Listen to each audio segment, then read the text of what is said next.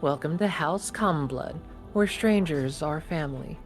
Every episode contains graphic content, including but not limited to copious amounts of blood, unnecessary cursing, death of all ages, be they infants or immortals, fantasy drug use, nudity, mentions of sex, and sound effects of various qualities. We cannot stress enough that this is mature content with adult themes. You have been warned. I hope you're ready.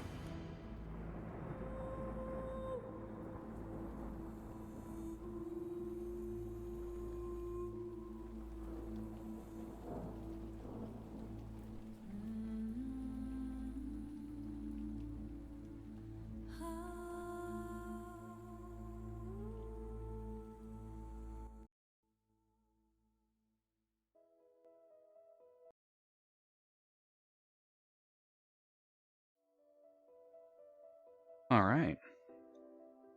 Welcome to House Blood. I'm Gray, your DM and host, and we're a D&D 5.5e podcast. Currently not playing our adventure, Hangman Worms of Frostheart. The story usually would follow a group of misfits facing sentient calamities threatening to destroy the world, led by a Genasi army called the Rebirth Bastion. Unfortunately, today, the roles are reversed. Most of the monsters are created by Oh Hi Mark. You can support his Patreon, although everything he makes is free. The music in our games is curated by a D&D Breakfast Club on YouTube, with credit to each respective artist. I'm joined here today by Nita. Hello, Nita here. I play someone else. I play Gianna, the Harangon rogue. There we go. As well as Moomin. I am also playing someone else. They are named Veem Downglow. They are an ASMR barbarian, Storm Herald Desert. Wow, my brain turned off there. You want to give that one more shot? Yeah, sure. No, I'm losing brain cells because I used to play someone smart. Now I'm playing someone that's okay. Method actor. Essentially, I am, Veem Downglow. I am playing an ASMR barbarian, Storm Herald Desert Soul. As well as Tyler. Hello, one and all. I am Tyler, and normally I would be playing your undead dance bard Gumo Lilium, but today I'm playing Atlas Chrysos, a general Illrigger. As in, he's a general that is also a Hellspeaker Illrigger, and is a quote-unquote human.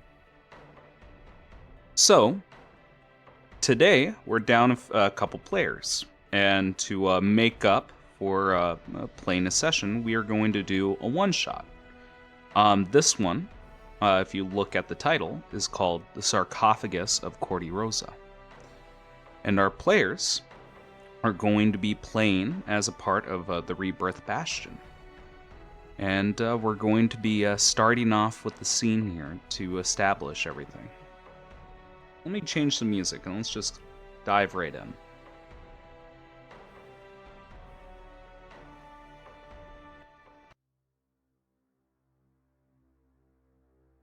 So, the first thing that all of you hear is the creaking of a boat. You feel the sway and the sloshing of water as each one of you are within a cabin. The smell of sea salt fills the air. And as you are lulled into a sense of serenity by that constant swishing of water, you hear creaking of footsteps and a knock near each one of your cabins. And there is no opening, there is no reply. You know that you are being summoned. Let's go one at a time here. Nita, Please tell me what your character looks like. What are they doing to keep themselves occupied in their own little cabin? My character is currently kind of just sitting in the corner with her vials of poison and sharpening her daggers. All right. And let's have a look at what they look like. Can you please describe their appearance for me? Sure. Deanna is a 5-foot Harangon. Her body is predominantly black fur, but her torso up to her face is gray. Her eyes are red, and her hair is a very pale white. All right. Let's move on to the next one. Moomin. Describe what your character is doing to keep themselves occupied in their cabin. Please describe what your character looks like as well. So, how are they keeping themselves occupied? There are a couple things they would be doing. If they are bored, they would just be rolling around a dice that they have, just like playing with numbers, trying to get to a certain number, and then if they go over it, they start over the game. If they go under it, they gamble to try to get, right on the number. But if they're not bored, really they are just relaxing, sitting peacefully, maybe legs crossed. They have their weaponry around them as they're not doing a prayer, they're not doing anything like that. They're just like absorbing the energies around them. And with their eyes closed, very much they are just meditating in some way. But Okay. if I were to describe this character to people, I want you to imagine a very tall woman, muscular, but not like beefcake, but definitely muscular, athletic build. They would be very much out of fashion in the area. They're nomadic style. They don't really have like pants. It's more of like this large skirt loincloth situation with leathered furred boots. They have a cloak that they often put upon themselves that is made of this heavy fur that looks to be that of either a bear or wolf. You would see them with their cloak in tatters. And then you would see very much just a simple like top where it holds things together. And on their skins, you would see different tattoos and patterns of glowing nature spread about. None of it makes sense, but they all coil like serpents in different areas. Oh yeah. And eventually, as they open their eyes, they maybe fix their braids of red hair. And then they look forward, and their eyes just glow. There are no pupils. It's just simply a glowing eye. Okay. And same for you, my dear friend Tyler. What are they doing idly in their cabin, Atlas and what they look would like? be spending his time.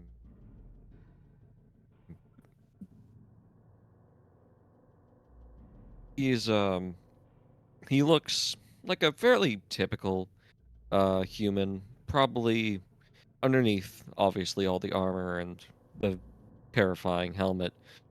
He's got long brown hair that looks like it's been unkempt and really not cared for, and a beard of not exactly a long, like, not a great length, but it also looks like it's generally just something that he shaves off only occasionally to try and keep up at least some kind of appearance.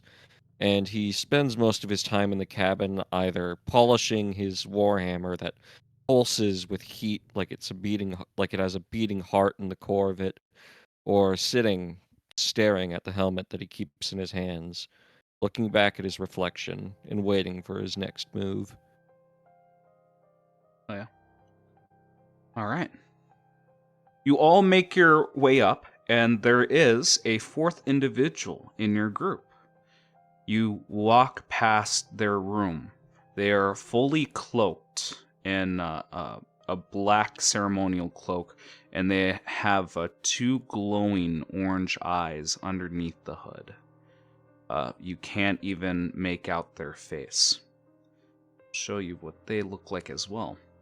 And this is a good time for us to do our first checks with our characters. Everybody give me a perception check as this figure walks outside of their room. Ooh. Yep. And constant smoke follows their footsteps like they're on fire. I'll get you a 22. Okay. 22. What about everybody else? Found my character sheet. I got a 10. Oof. Gotcha. Go to actors then one shot folder. Hang on. No, there's a good chance I didn't fucking give her access to it. Give Nita access. You know, we spent all that time checking the characters. That's a pretty big one. You should have told me before. I There you go. realized it's so just now. Go ahead. Oh my god. Okay, there it is. I didn't have that one. Mm-hmm. You said perception. Yes, I did, Nita. Perception check, please.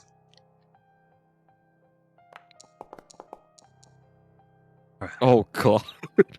Oh well, you got good. So, reliable talent kicked in there to give you 19.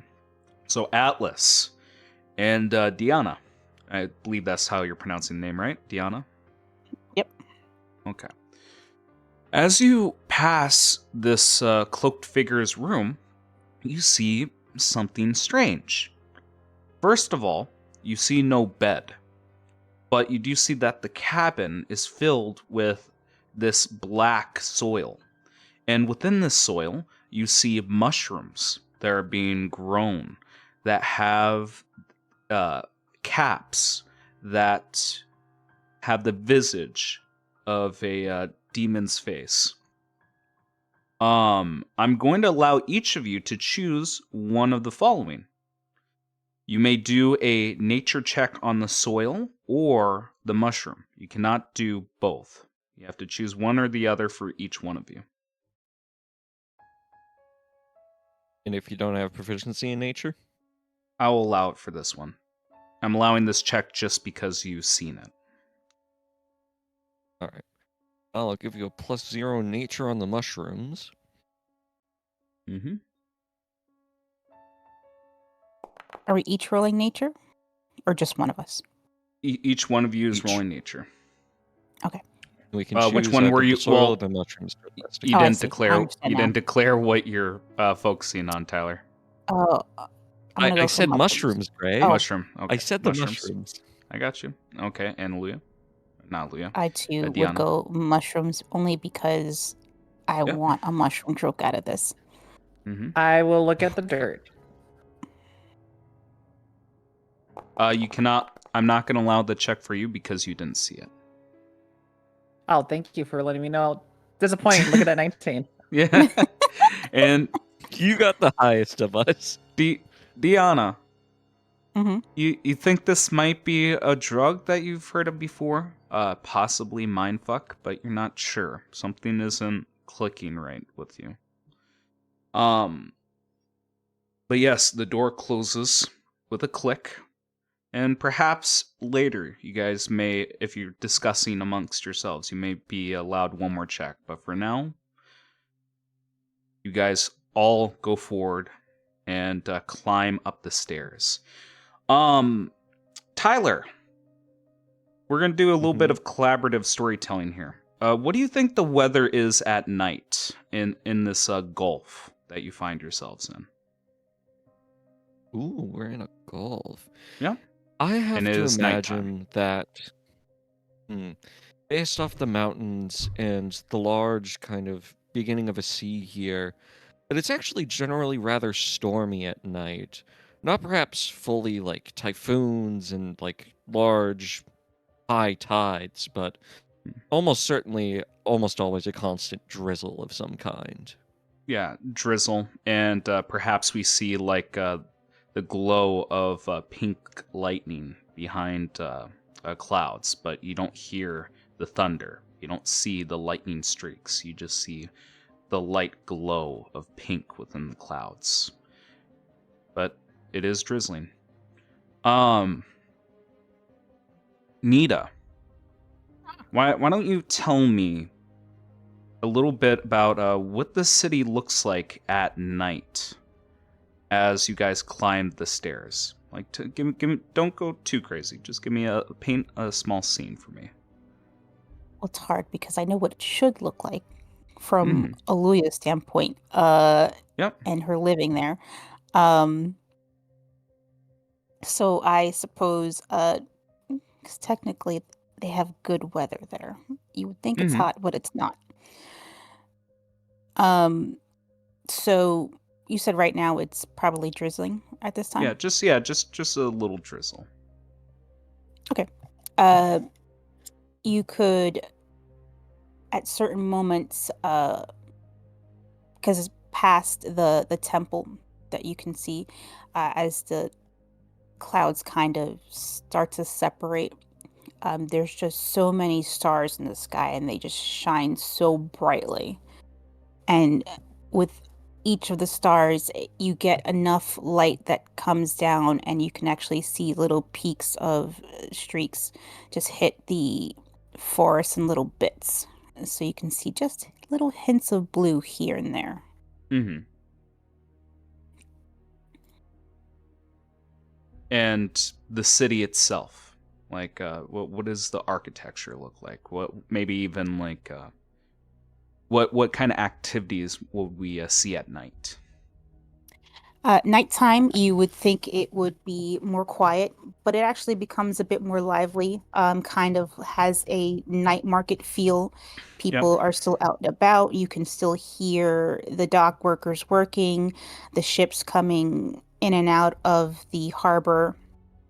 It's just very much full of life, and you can hear the cacophony of people talking and laughing and just going about their business. And there's all these smells of like different foods in the air, and it seems like an enjoyable experience.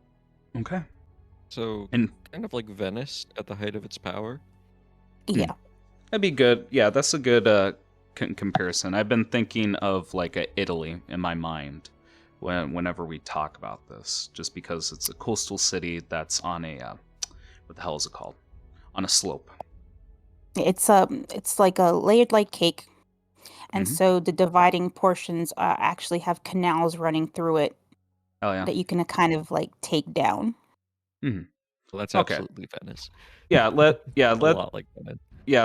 Let's withhold the main details here as we explore the city. Okay. Moomin. Now let's refocus back at the ship. We know what we see at the distance. We know that we're on a ship. It's partly cloudy with a little bit of a drizzle outside. Um, Tell me about the boat that you guys are in. Like, what kind of crewmates might we see on this boat? Oh, the one that we just pulled upon? The boat that you were on. Like, what crewmates might you see? Like, what races do you envision in your mind? What do you think they look like, considering the organization you're working for? Underneath, from a distance, where people who would just take a glance, maybe not focus on the crew too much, they would look generic. Very Hmm. much ragtag group of people that are sun-baked, maybe a bit more seasoned for the sea. But if you take a closer look and you see these small features upon them, these are not just your average people. These are people that are able to stealth into society as best as they can. They might be the lucky few of the Watchers, children. They only have small things, such as maybe smoking hair, maybe Mm. some features of, I would describe as not scales, but more of just things that would show as like a rocky features.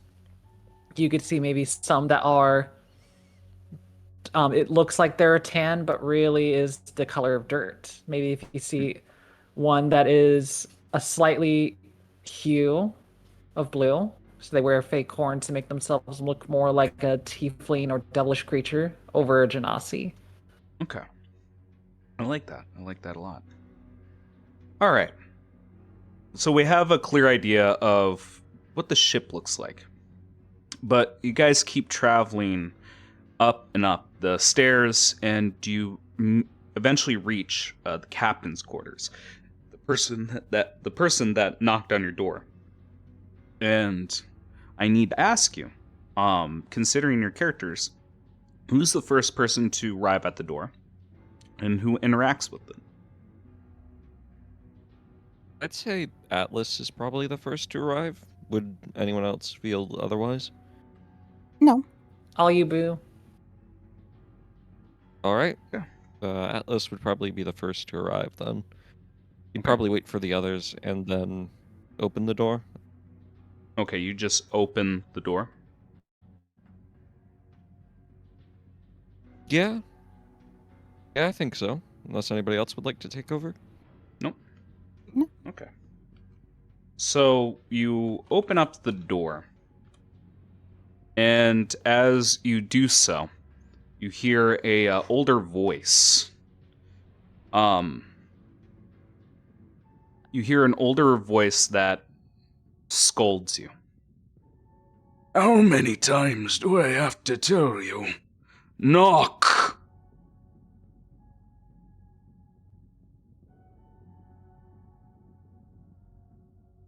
My apologies. They mean nothing. Come in. Come in.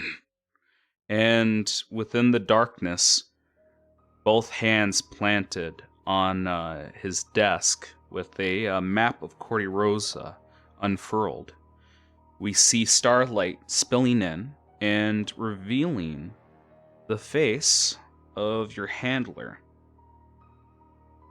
He has white hair, gray skin, a white ceremonial cloak, and a book adorned with a skull. The man is covered with tattoos and jewelry.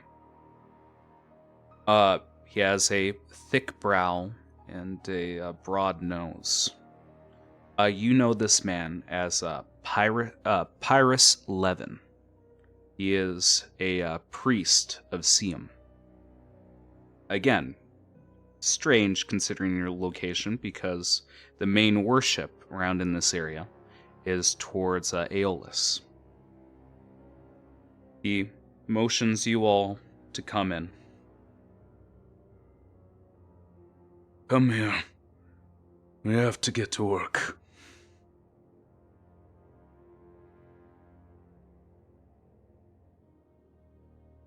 I mean, guess we go on? Yeah, you guys obviously come in, but I want to hear, like, what's everyone's relationship with this man?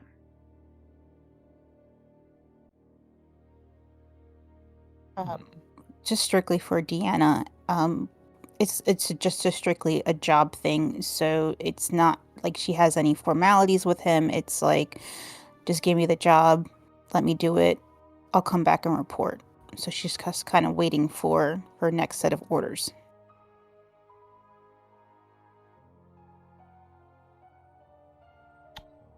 Tyler? I'd say Atlas is much the same. However, unlike Deanna, there is a certain amount of, I feel like, mutual respect. Not necessarily, like, there's also obviously the job part of it, but on some level, there's almost some kind of agreement with them about kind of the end goals here in some way, shape, or form that they realize in each other. Moomin? They are a info broker, specifically mainly because Veem is looking for the one who burns. Okay.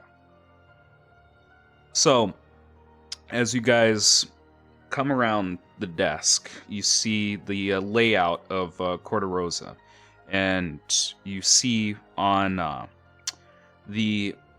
the schematics, the blueprints of the architecture, you see that the town is separated between 3 districts, one for the temple, one for the artisans, and one for the port, going from highest to lowest. And again, like Nita mentioned, layered like a cake. And you see near the lowest portion of the port, you see that a building is circled with a ink. Oh, I must tell you, I've been brought here, along with you, over this sarcophagus that was discovered during a architectural expedition. It is said to be of Gashayan origins. Within the sarcophagi is a relic that is very valuable to us. Unfortunately, I don't know where it is, but there is someone who does. And again, tapping on the circle. You'll meet with one of our contacts. Extract the information by any means necessary. You must go to the sarcophagi. Open it, take the relic, and give it to Raven. And he has an open hand to the cloaked individual in the room. Again, smoke lingering around their hood and around the trimming of their cloak. Failure is not an option, and I feel that I don't need to explain what happens when we fail. And again, giving each one of you a lingering look before moving on to the next person.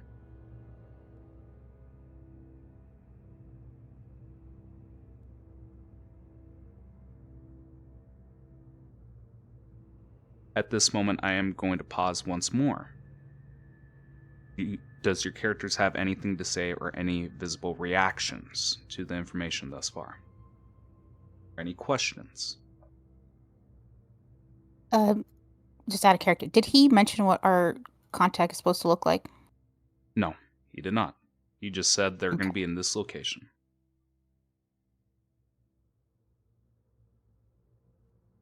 All right, so she'll kind of just take it in and just, it's like fun reconnaissance for her. Mm-hmm. The defenses around the sarcophagi in the city, what sort of resistance will we be seeing should things go loud? Things should not go loud. And after taking in a deep breath, and as he lets out his breath, there's a sickly sweet smell to his breath. Again, the same that you'd get from someone who's about to die. I'm not entirely certain if you've been around people that have reached that state of their life, but there is this strange odor that they begin to emit. He will continue. You will be outmatched and outclassed should things get, And again, he repeats the word that you said. loud.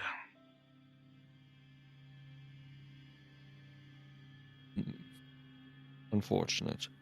I forbid you get into combat with the high priest or a captain.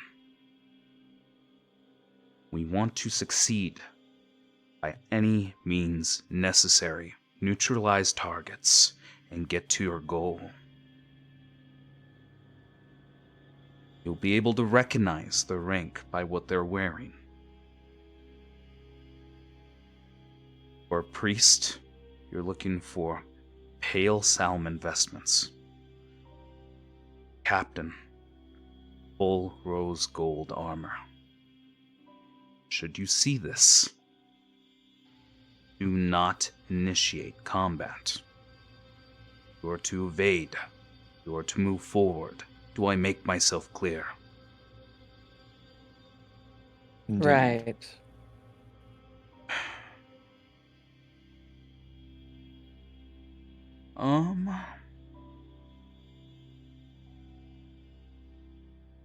towards Raven.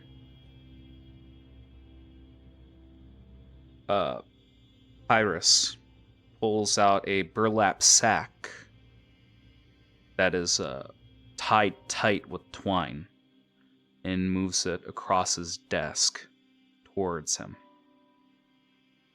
And he will say to Raven, "You must eat. You must grow strong.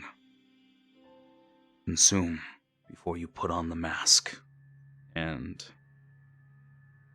cloaked figure will come over and make this burlap sack disappear underneath his cloak. It's a nod. Now, at this moment, he has nothing else to say to you. Is there any questions that you bring up, or any small scenes that you guys would like to have with this individual?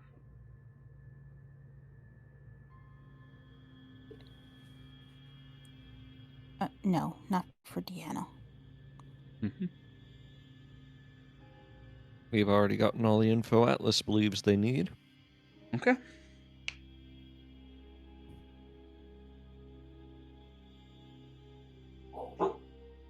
As Raven walks past each one of you, you see his eyes glancing at you, studying you. And as he makes his way to the door, you, I believe everybody's passive is high enough to at least hear this quietly. But you hear it. You hear it. Sorry. You hear it say, "Weak."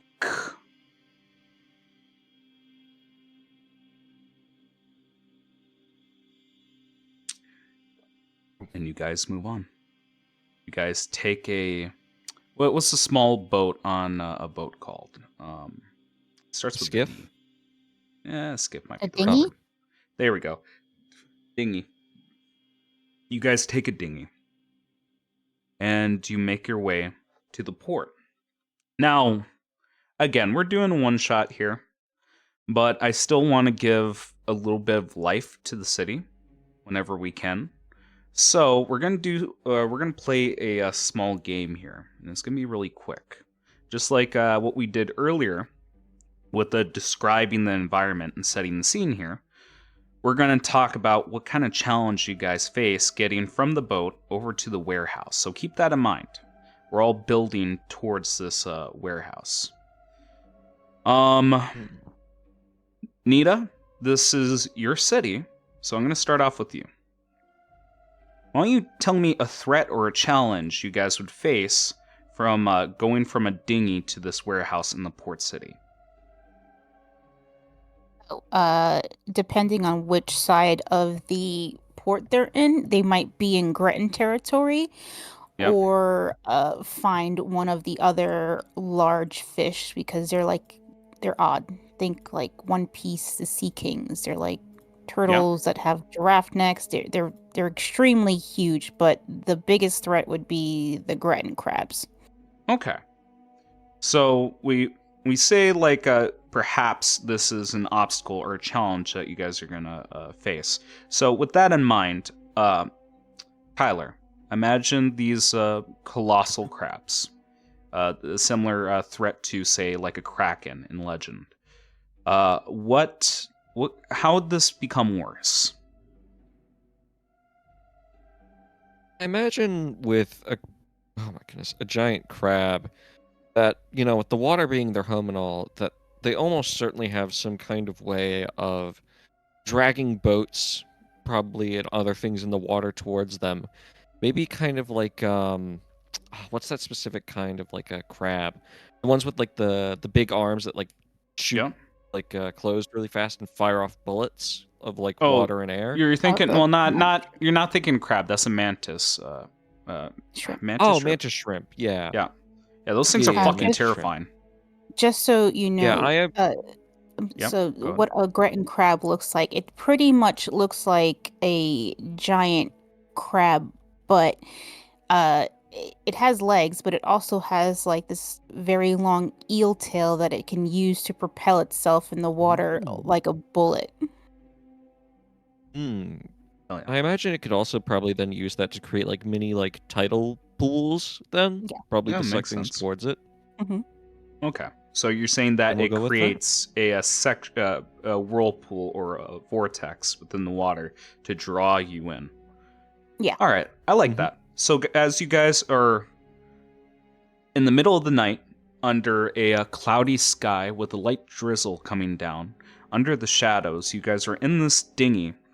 Then as you begin to move forward, the camera angle goes skyward, or I should say is skyward, looking downward. We have a bird's eye view of your boat. And I want to imagine, like, in the darkness of these clear waters, we see the silhouette of this crab, its eyes glowing yellow just for cinematic purposes here.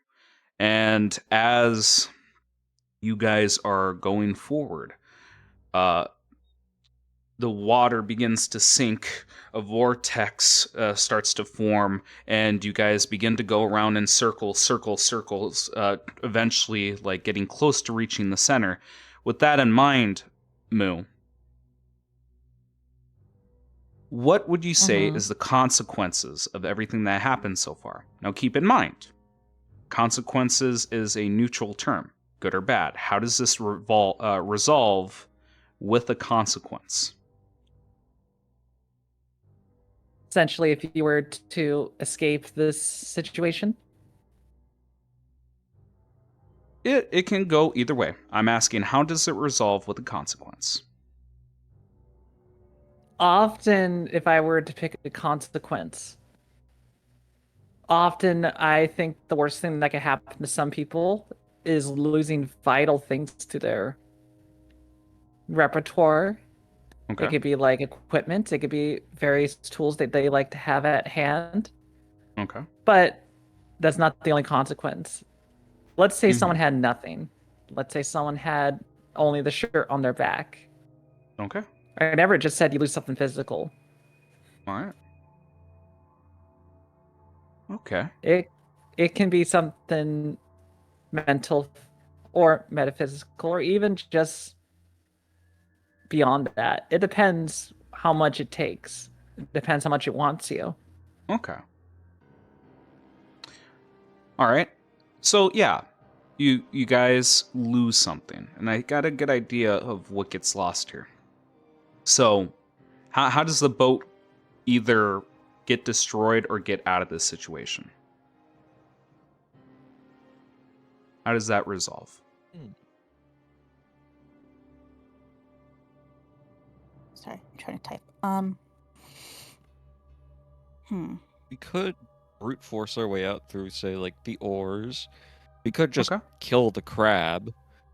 There's a few ways I could think to go about it. The other is that we just simply leave the boat behind to get destroyed and leap away, perhaps Okay. towards one of the nearby Let- banks of the canal. Yeah, let's say would that. work. Yeah, let's say that because it makes like sense that. of why we're losing stuff. So you guys jump out of the boat as this boat keeps circling around in this vortex. You guys brave through the water, don't need a check here, and we see an explosion of shrapnel and wood as a pincer reaches out from the center of this vortex and crushes what's inside, and the vortex stops. Now, what gets lost is perhaps inside the boat we see a couple things. The first thing that we see is that burlap sack that was given to our dear friend that I can't remember the name of at the moment because he's brand new in my mind. Raven, there we go. Mhm. And we see an explosion of black soil. And we see something instantaneously happen as this creature begins to grow larger and larger. That's another problem for a different day. Oh boy. Yep. So keep that in the back of your heads. Uh, Monster? you guys, yeah, because I don't. This is a one shot. I don't want to take anything from you guys, so I'm gonna take it from the NPC. That was fun, and that's a consequence that we'll deal with another day. You guys swim to shore and with ease make it to the warehouse. Nita, again, I like this collaborative storytelling that we're doing here. What are some highlights that would appear along the way? No more challenges, no more consequences or threats. You guys make it there, but what do you see along the way? Um, just the many different groups of people that live in this city. Like from humans to dragonborns to wood elves, just various, even goblins you'll come across. Just everyone living together. And what you'll notice that even the architecture itself, they don't typically match. It's like everyone has brought in a bit of themselves in the architecture, but what you'll see is that there is some sort of homage to well, you wouldn't know this yet, but just symbols of an albatross Mhm. that you'll see all over the city. Perhaps we even see like here greetings and goodbyes of people saying bright skies to you, and another person say wind's blessing, mate. Just going back and forth. Just here, Mhm. just idioms here and there. But yes, you guys make it to this warehouse. You are right in front of it. What do you do? Well, before that, Tyler, what do you think this Yep. warehouse looks like? Like, how tall do you think it is? Hmm. What do you think is on the outside? What are you looking at? I think it's probably around 2 to 3 kind of stories, I imagine. It's Okay. probably got the same architecture as the rest of the place, with the sharp arches made out of like, those smooth, like almost orange brown tiles. But it's probably also much more well kept than I'd say you would imagine probably like a more modern warehouse would be. Instead Mm-hmm. of being like, steel and like dirty, it's probably almost pretty pristine with like fine wood and like plaster kind of along the outsides. Okay. I like that. Um, Tell me, how many windows, how many doors? I'd say probably about 4 windows per level, and on the ground level, there's probably four to the side of each of 2 large doors, and there's of various sizes, but there's always those sets of double doors on each of the walls with this overarching oval shape to Okay. the top, almost like an arch. Okay. So with that in your mind as you approach this building, what do you guys do? How do you enter this building? Uh, Probably break away at this point. No offense to them. This is for me to check things out quietly and figure out the best way in without being seen. So, how Okay. high did he? Uh, did 3 Tyler stories say is it what I was? heard. Can I jump high enough for that? Because I can bunny hop.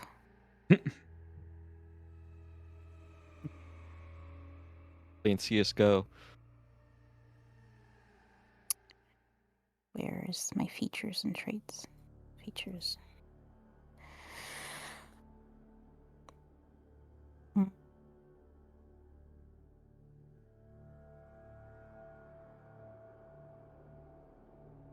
Oh, rapid hop. Here we go.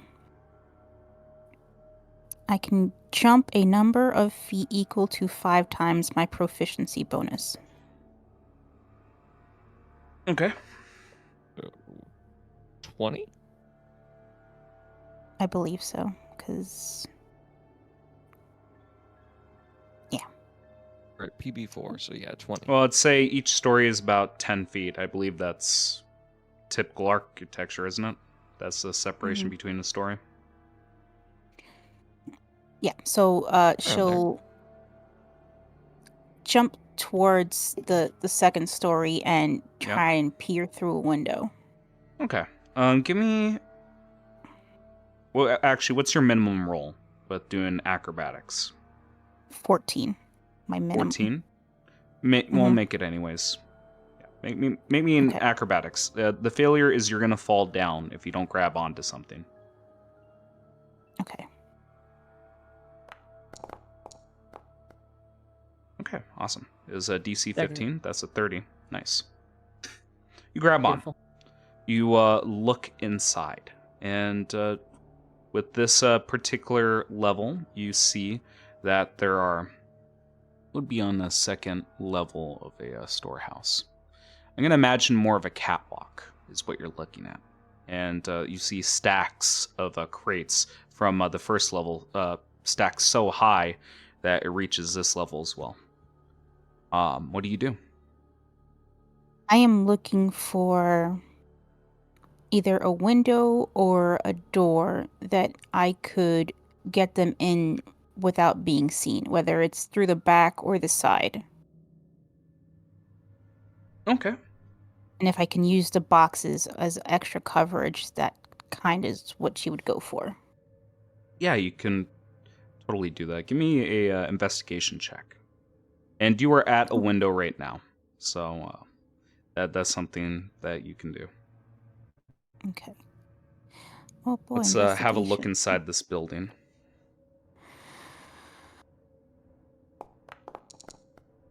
Oh god. Okay. You see a few avenues. Like I said, there are windows, but it's hard to say which one you could secretly get people into. So it's a wild guess. What do you do? All right.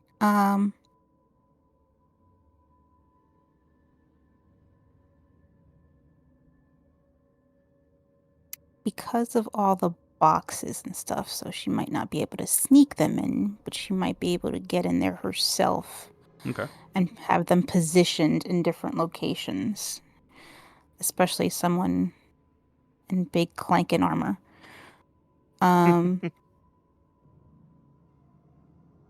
Yeah, she'll have to figure out better positioning for them because trying to have him navigate through boxes would be horrible for us. Mhm. She'll hop down. Okay. Do you have any way to negate the fall damage? I have... Big, strong woman. Big, strong woman feat? It's just I fine. heard that's a difficult one to pick up.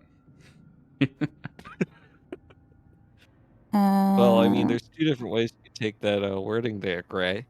I don't Oh, think the second one's so prerequisites are hard way to too have. high.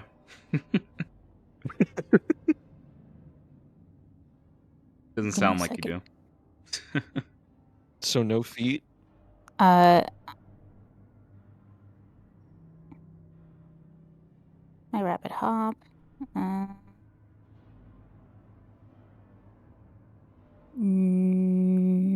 No. All right. So I would just have to make roll me a. 2d6. You could also just climb down, can't you? Oh yeah, I'll do that. I take the Okay, damage. make me. Well, you said you're just gonna take the damage. No, I said no. Why take the damage? Yeah, exactly. Roll me an athletics check. Again, it's raining, so keep that in mind. Well, not raining, but sprinkling. So keep that in mind. That'll adjust the DC here.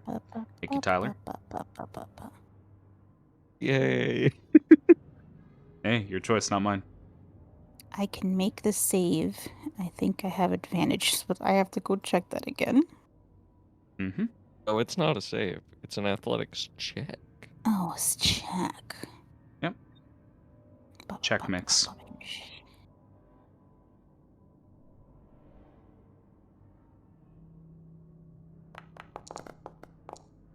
Yeah. Yeah, with a natural 1, with a -1, you roll 0. Just for shits and gigs, because that I consider that a critical failure. Or I should say, what's the term in this game? You fail by more than 5. Roll me 4d6, please. Oh. Way to look make my Oh. character look stupid, Gray. Not my fault. Take 15 bludgeoning Cool. damage. Yep. How do you fall? Like, why is it Well, give so me a second. sickening? I'm trying to Yeah. figure out my character stuff here. What she could have done better. Oh, wait, no, that's not it. I'm just trying to read this. Nope, just trying to read it.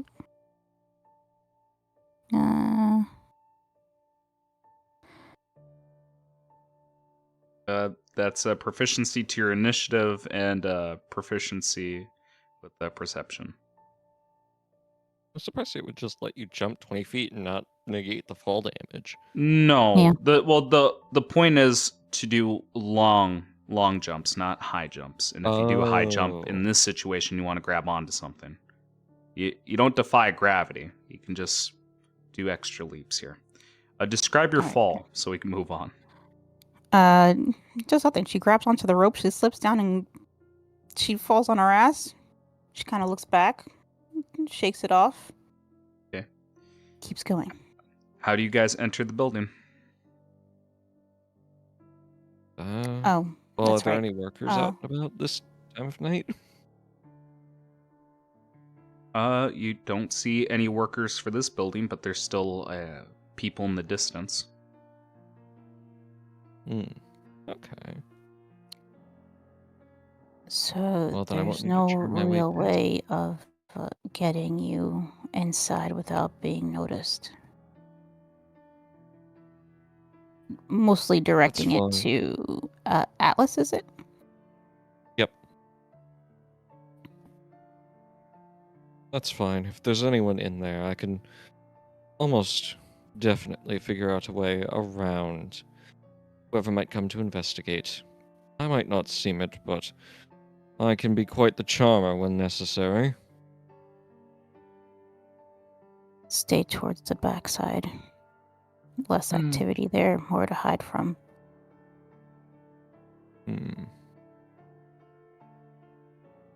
All right. How do you guys enter?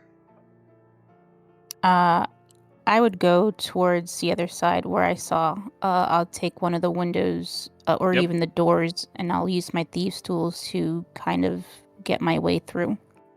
Beam will follow this time. As Nope. before. Oh no, Yep. not this time. No, not you. Go on.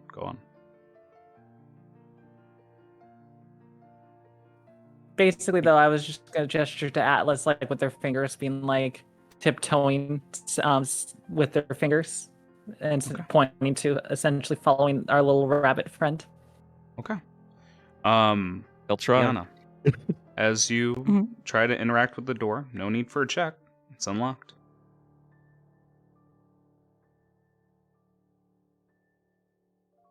She will. Dang, people of CordeRosa are too trusting. She will will go quietly to open it some more. Okay. Before that, she'll check and make sure there's no one around. Okay. Again, no need for a check for noticing if people are around you. You don't see anybody close by.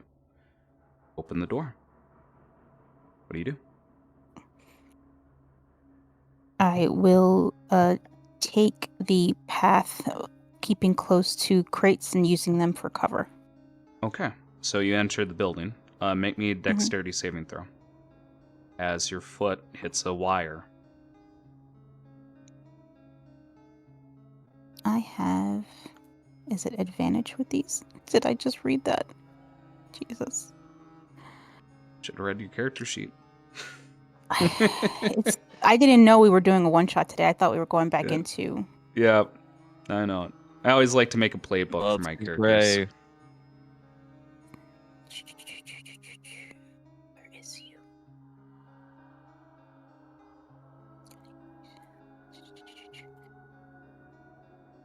I also have, what is it, my uncanny dodge. No. What kind that's of not it. rogue are you? Evasion. There we go. You're a. Oh, yeah, that's true. But That's more about damage. yeah, What's your rogue subclass? assassin. I believe with rogue, if you fail a dexterity saving throw, you take half damage, If you succeed, you take none. Yes. So make me a dexterity saving It's not throw. necessarily. Oh, here we go. My technical. lucky footwork. I Yep. can add a D4 if I fail. There you go. Okay.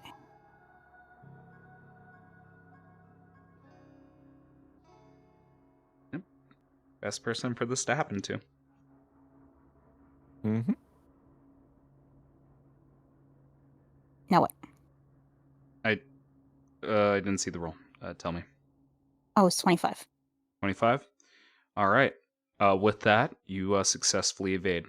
Just make sure you guys announce the rolls. I'm not going to bother refreshing here. Oh no, I'm sorry. I rolled on D&D Beyond. Wrong place. Let me roll on Okay. Foundry. Jesus I'll, Christ. t- I'm I'll, sorry. yeah, God. I'll So you got a take it. 25. Yeah, No, I'll no, take it. I'll re-roll it. No, I want Okay. you to be able to see it. It's okay. Yep.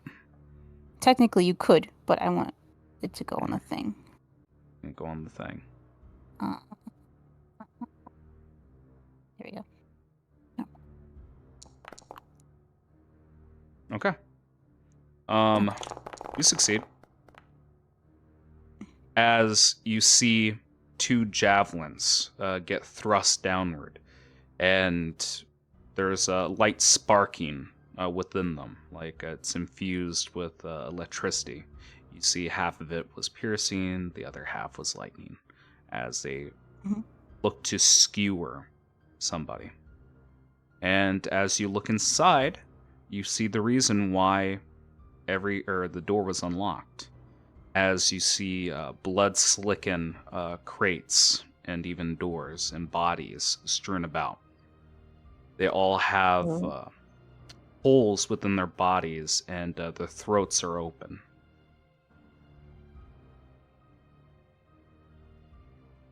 She kind of thinks somebody's in her territory. Now it's become a competition.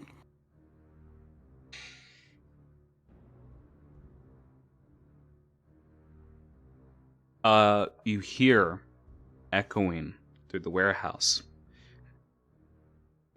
That was a very good dodge. Come in, come in.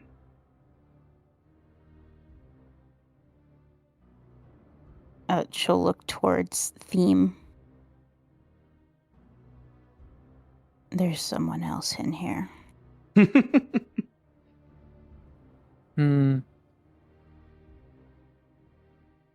Wait, so are we all at the door now?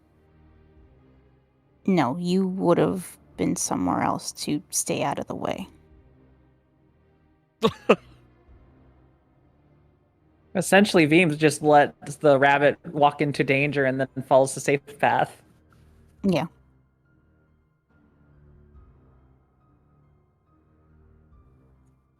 She'll she needs to reassess the situation better. So what else can she perceive kind of looking for any more extra traps or people in this place? Give me an investigation, and I'll tell you. Okay. Beep bop boop boop boop beep bop boop boop boop. Ah.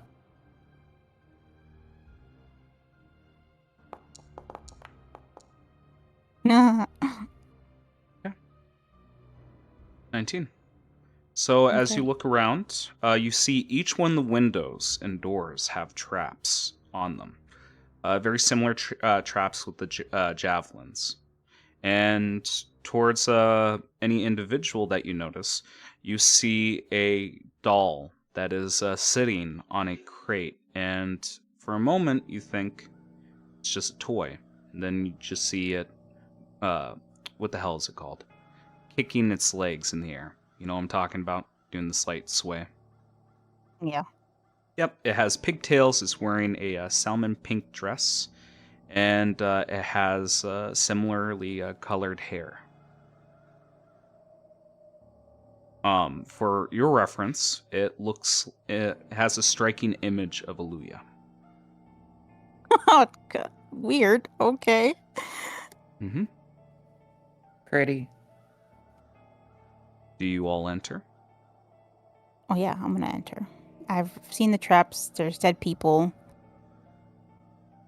Isn't there's- it beautiful? And again, the voice is just echoing around the warehouse. and you don't know what they're talking about. Are they talking about the bodies, the doll, or something else?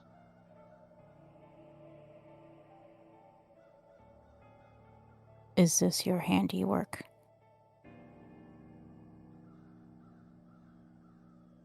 Yes, it is. I am just visiting. Isn't it all so beautiful? I have heard so many stories of CordeRosa. It means a lot to her. To whom? My love. Barf.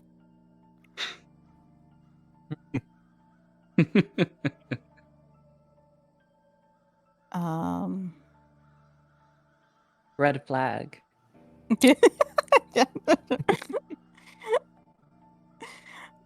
She'll kind of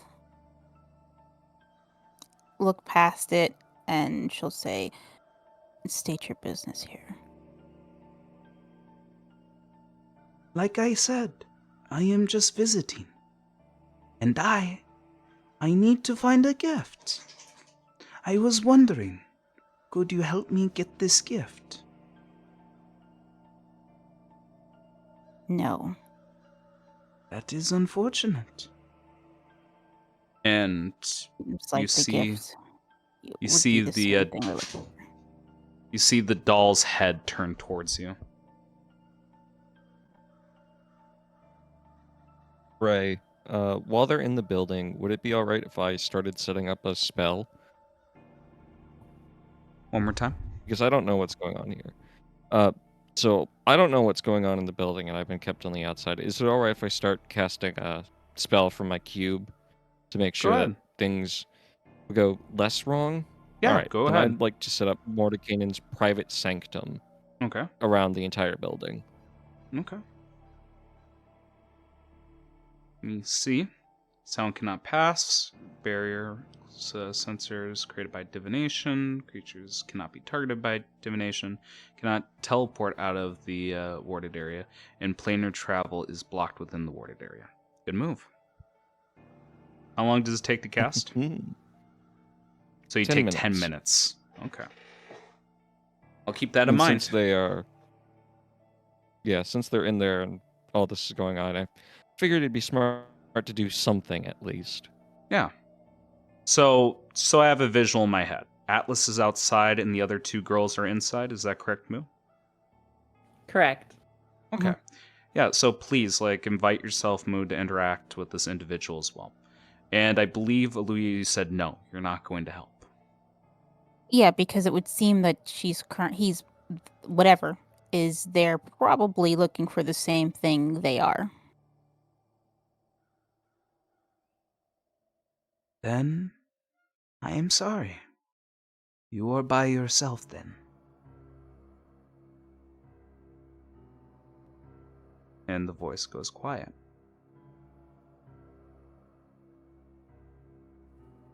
Don't know how to help.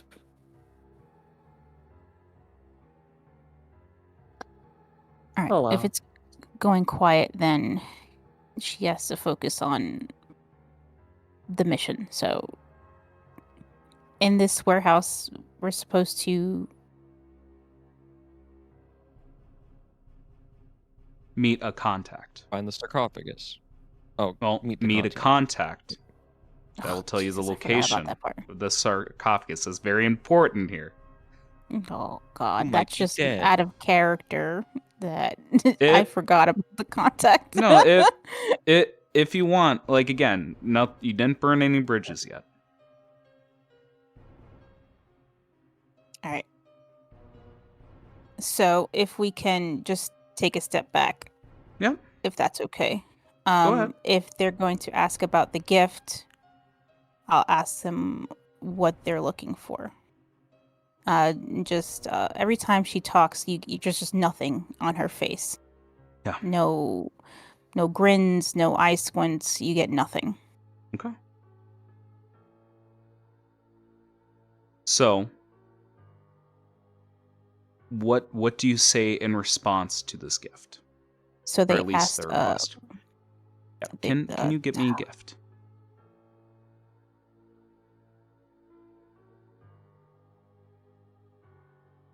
Are you the contact we're supposed to be meeting? That is correct. I am to speak to all of you over this sarcophagus.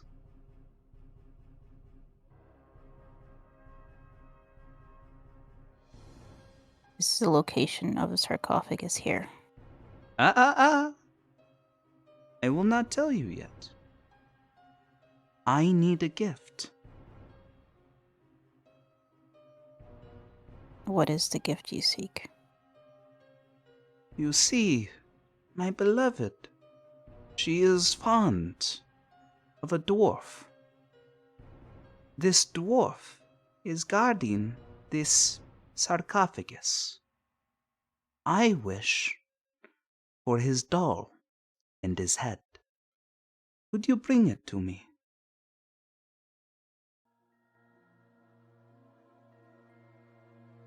Would he know of the burned one? He knows many things. Perhaps you can take his doll and crack him open. Hmm.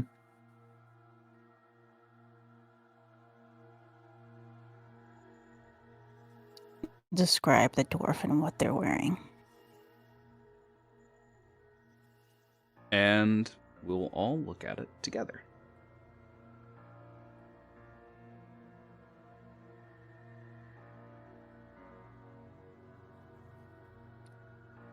He just has a bunch of tiny trolls in his beard.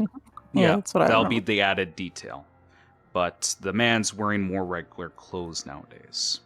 And just to explain what we're looking at here, we see a dwarf with a large beard wearing I shouldn't say a captain's garb, because that's a term that has a very specific look here. But towards other individuals, it would be more of a typical pirate, a generic pirate captain clothes that you can imagine. But what she does say, You must find me, Sergeant Thorin Stonefist. He was demoted years ago. And recognize him by the symbol he wears. It is rose gold. He is now guarding the sarcophagus.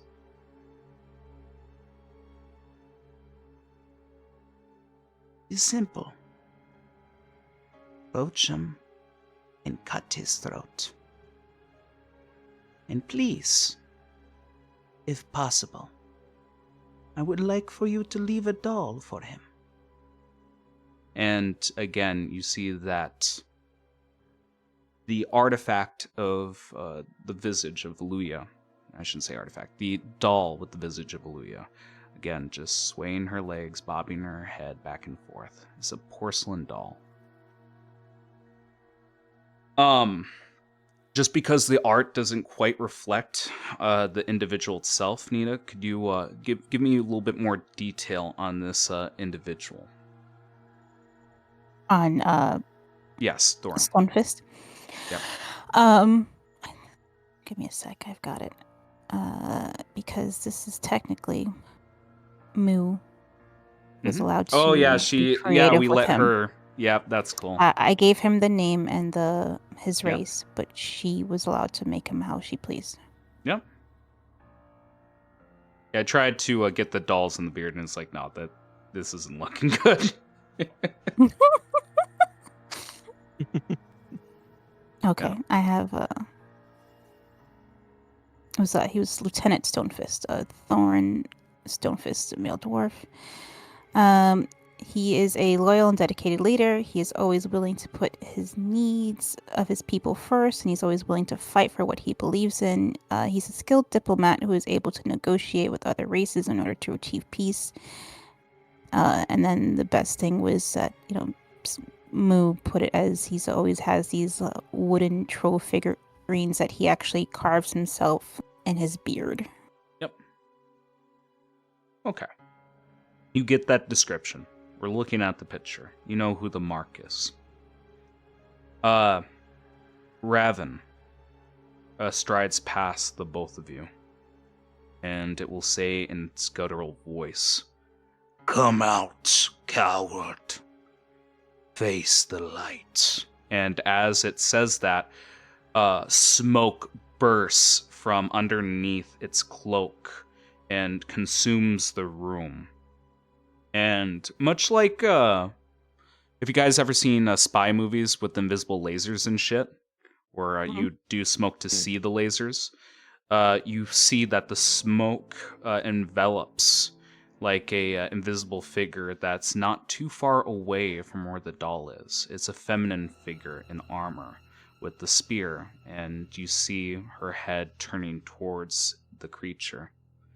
Now, isn't that a great trick? You are so good at this. We are not your servants. Give us what we want, and pray we don't kill you. And we'll see the figure disappear within the smoke and then reappear right in front of all of you. And as the invisibility... Yep, I was going to say, as the invisibility disperses and you finish your spell, Atlas, we start off by seeing salmon hair, white skin, and again, much like the doll, we see Aluya before us.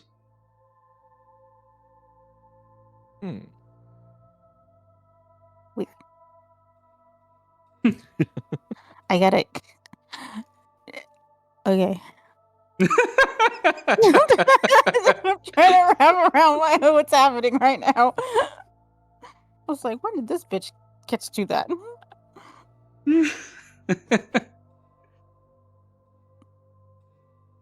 You see the visage of Aluya before you.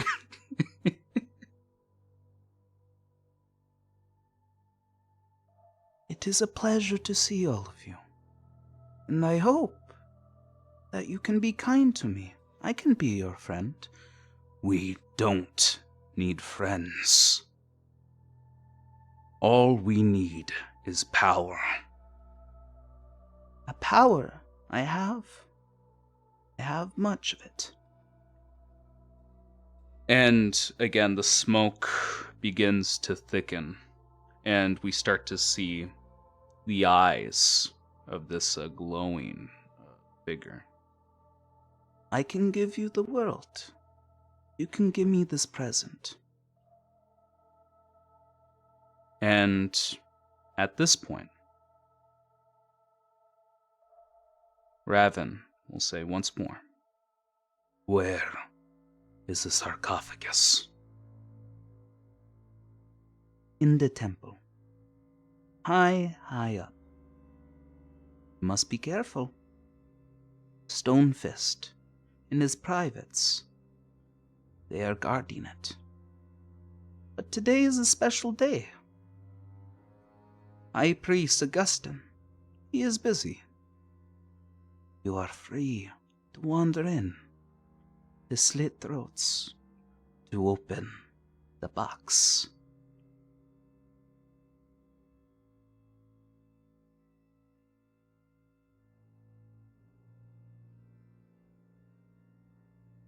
I'm going to make a roll here.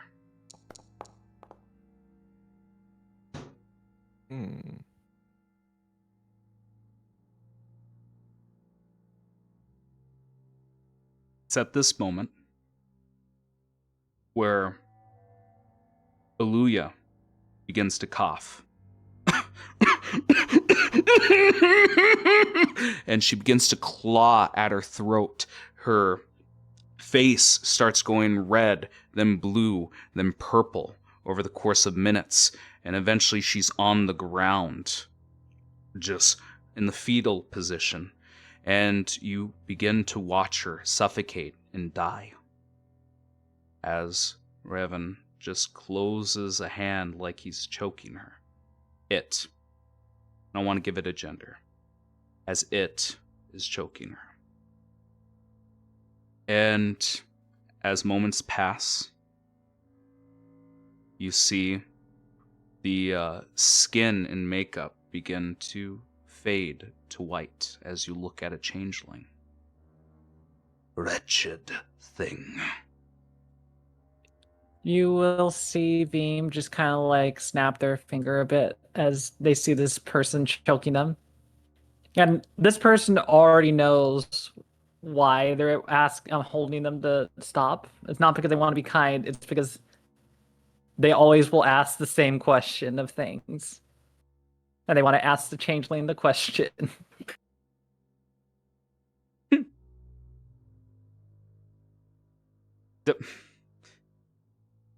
I'm sorry, Amu. I'm a little confused. What the hell are you doing? I'm essentially asking him to not to give a stop for a second of choking so that I can ask Okay. this changeling a simple question. Give me a persuasion check with disadvantage, because this creature is hostile towards you. Oh, I'm Yeah, you cool should with that. I'm the charisma guy. Mm-hmm. I'm not charismatic. So it's just a d20. Let's see what I get. It's a 6. That's okay. Whoa. How It- how The do you idea is- represent this high roller. persuasion check? They just simply look at this person and be like, I need to know if they know the burned one. The one that burns. Then you may ask their spirit in death. And he does not stop. I It have a question does not stop. because Go ahead. you said he has this room engulfed in smoke. It does. Yes. Oh, they Again, do. I My fault. always struggle with that because I use he for everything. But yes, Okay. it is enveloped in smoke. So, and this is Raven who has the room enveloped in Yes. smoke, right? Mhm. Then, since we have all the information that we get, I don't really care if this person lives or dies. I'm going to use the fog of war to take this distraction and take advantage of the situation to Mhm. look around and, if not, just finish the job for him. Okay. Yeah, you can go up and coup de grace them. Cha cha. Yeah. How do you finish her off? As the smoke kind of wraps around us, I will slink back into it, and I have advantage on making a stealth check to make my way around and just finish it off and just slit her throat because the choking thing is taking too long. It's boring. It's not fun. Let's poison and slash. You do so. And do you stand near the body for a prolonged period of time? Oh no, it's not stab and stay. It's stab and get out. Yeah, you stab and you begin to go out, and you see Raven approach the body. And it's a little hard to tell, but he grabs something from inside the cloak, and within his palm, he shoves it within her chest. You see an eruption of blood and the cracking of bone. If you guys want to make a perception check, I can tell you which is I happened. absolutely do. Disadvantage unless you guys have a way of seeing through this fog. I'm going to say lightly obscured just for the cinematics here. I have blind sight too, so Okay, then no disadvantage. That's important. I mean, I'll just roll, and I'll roll a disadvantage for fun. Yeah. so I'm just gonna roll normally. Oh, damn. Oh my god. Yeah, 20 Whoa, normally. That would have been a natural 20 if I got a better big roll. money, yeah. Also, yes, you roll normally, Nita. I'm sorry, give me a moment. Foundry is not being my friend right now.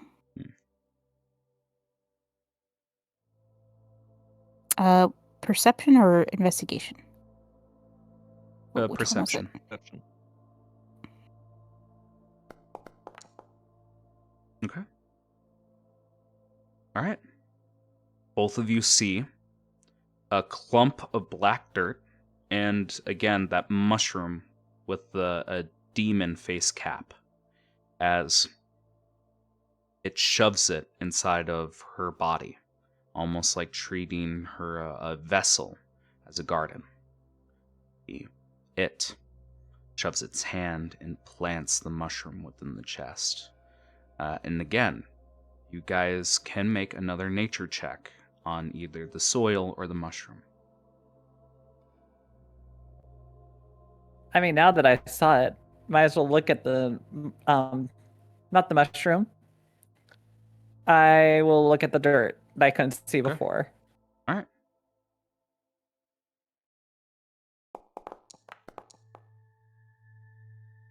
Okay. 18 in nature. All right, Nita. Make me roll as well. Nature, and tell me whether it's the mushroom or the soil. What did Theme do? The mushroom again? Soil. She did soil. Soil. Alright, then I'm gonna go with mushroom because... Okay. Do the nature check. This time with advantage, because you're doing it again. Okay.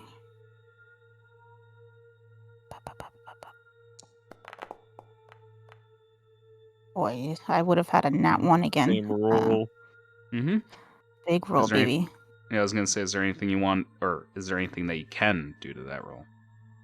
No, but that's okay. It's fine. So let me tell you one thing. With the nature check, you know the soil is very special soil.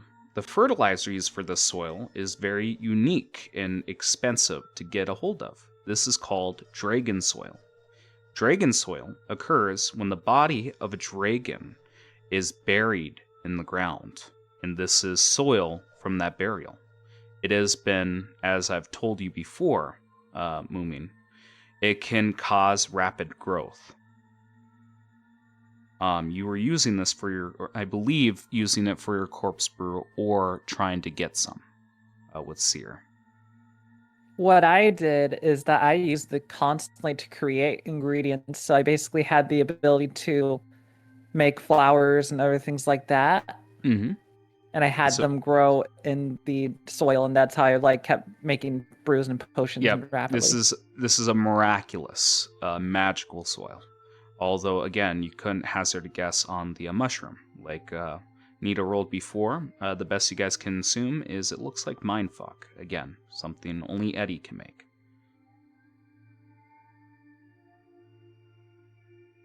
Right. After he is done with that. After it is done with that, it will say to all of you, "Leave the body. Let us go." And with that, the smoke begins to disperse and get sucked back into the cloaked figure as they begin to step towards the door and walk outside. When they get out there, Atlas looks pissed Good, because nobody told him anything. yeah. Well, good move on your part, because I'm not sure if we mentioned this to you. These changelings get out of situations by going to a different plane. So you did actually do something spectacular here. If Revan didn't decide to kill her, again, basis of the first roll, getting 88 on a D100, she would have tried to escape using her abilities, and you negated that. So she was doomed regardless. Yes, you guys did an excellent job with this approach, and you cleared one loose end from Frostheart. Congratulations, as you've killed Mum. Yeah, I figured. I was going to.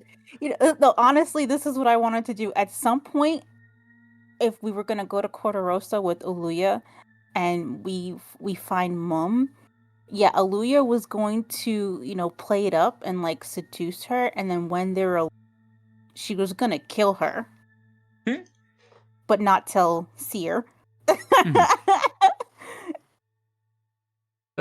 That's pretty good. All right. So we're running close on that now. Yeah, we're running close on time here. We probably are gonna have about 1 more hour of gameplay left, if that's all right with you guys. Let's. I have to leave a little early to go to work. Yeah, that's fine. Yeah. Let's play that little game again. All right, Um, before I'm sorry. go ahead. Before we do that, so as we all come out and seeing as Atlas has done nothing, and kind of, I guess, sensing his disappointment and everything, and Well, he's not disappointed. remembering. He's pissed off that you literally left him outside and told him nothing. No Oh, signals, yeah, you're gonna nothing. get something. Here we go. We're gonna talk about this. So, Deanna's gonna put her hand on your shoulder and look at you. You're not gonna get anything from her. She's gonna say, "Why did the mushroom get invited to all the parties?" What? Why did the mushroom get invited to all the parties? Why? Because he's a fun guy. She'll pat his shoulder and walk away. Eh. If Vem looks at Atlas, he looks like he's about ready to kill someone. Mm-hmm. Beam kind of just like, and I think the group will be surprised that Beam's actually very like, though they're not expressive like talking a lot, they're actually very expressive body wise. So they just kind of wrap their arm around Atlas as they just walk together, being like patting them on the back, being like, later. He looks so confused. All right. Let's play that game again. Nita, you'll start us off again. What's a challenge or a threat that occurs from traveling from the port city all the way up to the temple district? Oh, God. I think our biggest issue is not being seen because there's people everywhere. Okay. So, what threat or encounter happens? Um, Sorry, challenge. it would our biggest thing is, well, I can disguise myself. Trying to Disguise get yourself. these two Yeah. big blokes from location to location somehow. So again, don't worry about the resolution or how you're gonna fix it. Okay. I just need a problem. Do they run into like guards? Do you guys like have to go through a swarm, a crowd? Like, just think of a threat or a challenge and establish it. Then somebody else will It flesh would it out. just be crowds of people Okay. moving from a part of the markets to the other. Okay, you guys are moving through crowds of people. There's a bustling. Moo, make it worse. God. How to make this worse? Tell me time of day. Night. Night. So there is a day market and then there is the night market. Often people will, it's busy, it's crowded. This city really doesn't sleep.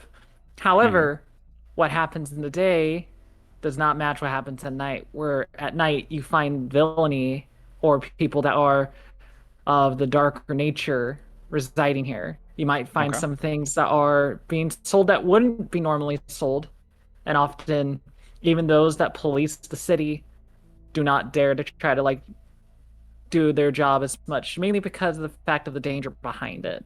So what Okay. makes this time worse is just the fact that you don't know if you're going to get robbed. You don't know if you might be sold as a product. You don't know if you might have both. Whoa. There's no trafficking in CordeRosa. I never said that they would traffic people alive. Oh, damn. I was gonna say like the last time we dabbled on human trafficking led to Nita's little event there. They're very stringent with goods and services. Slavers are practically always caught. That's why it's not slavery. Yep. Is... But we're saying a crooked part of the city, which exists in any city. And we're dealing with nerdowells, so perhaps like it can either be someone is trying to rob you guys, and perhaps trying to make a quick kill here. So, with that in mind, Tyler, what's the resolution? Give me a resolution and a consequence. As a reminder, consequence is a neutral term.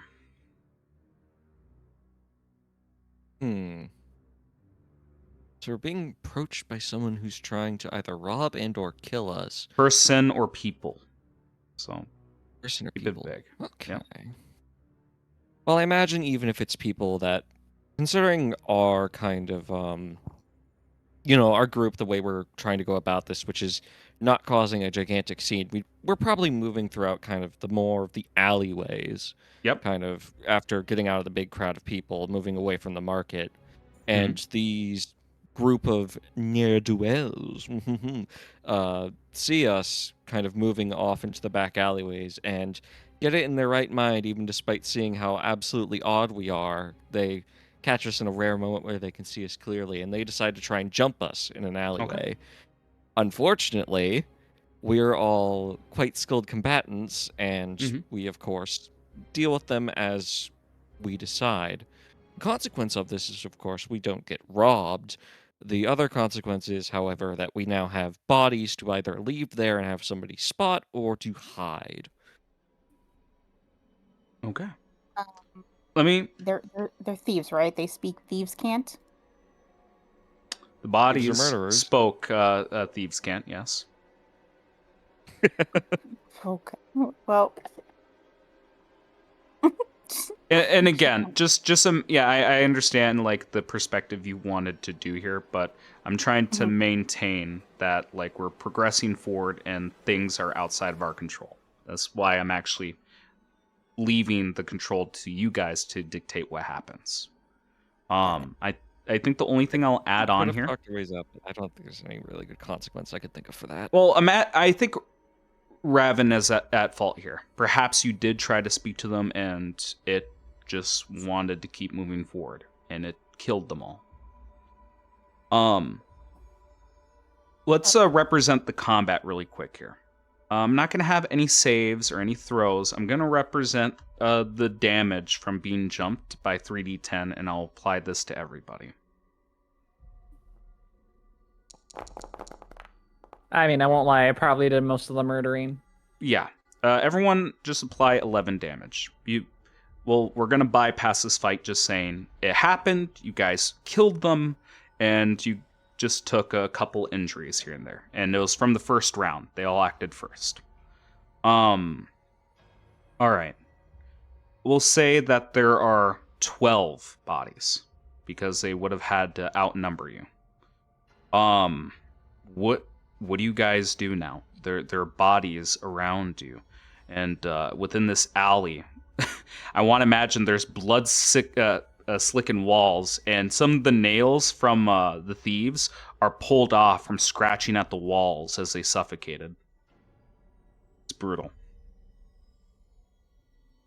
There's claw marks on the walls. Not my night. Not my night. Deanna's gonna think that she's can't really roll with these people. They ruin everything about stealth, including the person that was supposed to be our handler. You guys are fucking Atlas is this up. gonna start studying the faces of the people as what's your character's name again? Diana says that. You'll see him start going over the people and studying their faces. Well, let me have a quick look at boo. Jesus freaking Christ. Let's have a quick look at some organizations within the city that I can pin this towards. I got one in mind, but I just want to make sure that I'm not missing anything. Again, roleplay amongst yourselves as I quickly look at this. If they didn't want to die, they shouldn't have fought me. Yes, well, they decided to jump 4 obviously armored and strange people. I think they're quite dumb. Okay. even without Let attacking us. Nita give me a symbol Yeah. for the Death Raiders. I think that's a little bit more interesting in this context rather than the Legion of Lures. Oh, depth raiders? Sure, I have something for that. Give Yeah, me they're a the moment. rough and tumble kind of people, and perhaps like they weren't making enough money with the recent expedition and had to really fuck some people up. Hold on, let me get there. I have everything. Death raiders. Oh, it would be the symbol of the clams. So it Mhm. would be like the silvery type clam symbol, like a brooch or something. Yeah, like the drunken clam from Family Guy. Yeah. Okay, I like that. And it's on their necks. Again, Raven defiles the bodies and just says, "Leave them. It is fine. In fact, this is a good distraction."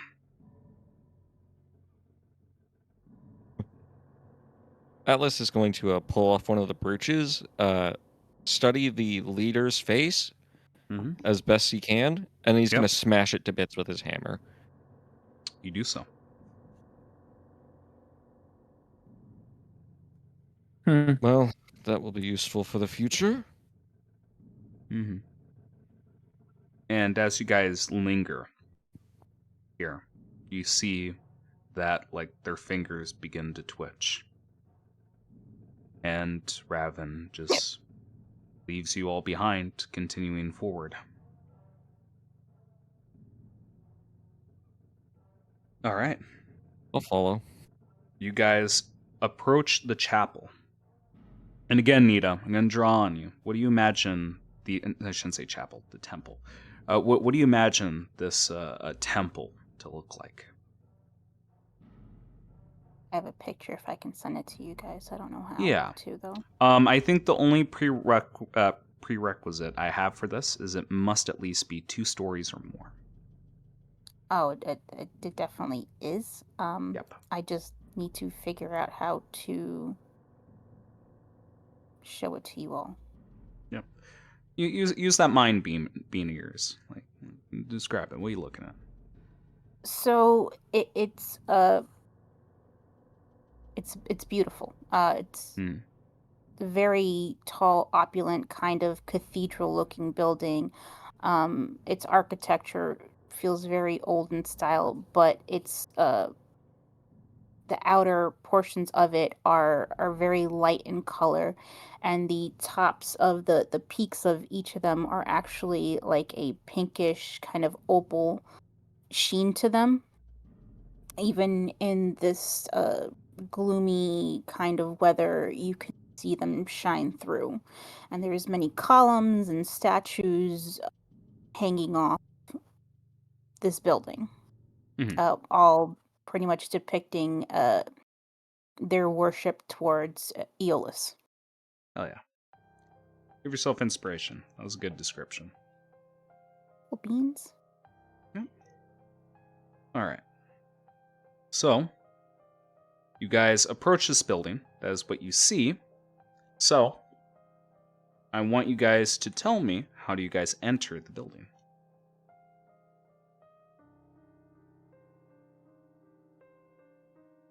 Well, I Hard know to it's say now, but mostly, kinda- it's Whoa. mostly abandoned, correct? Yeah. Front door. And well, we need to get to the top of one of the spires, correct? And we know which one? I would assume the tallest spire, if they're gonna keep the sarcophagus there, but maybe not. That's what we were told, correct, Gray? I never said anything like that.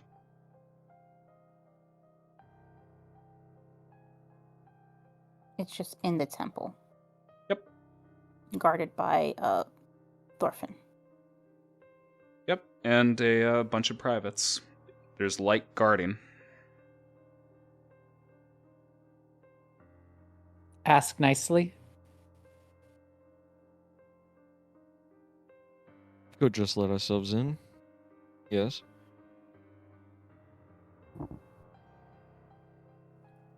Beam will have their shield upon their arm, and then you'll see from under their cloak, they'll pull out a quiver and put away some things, and you see them just pull out a trident and then put it onto their back.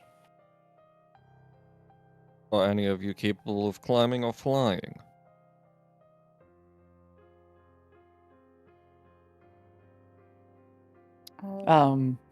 Boots. No.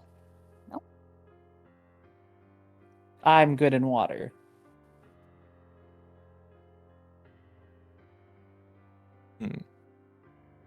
Revan.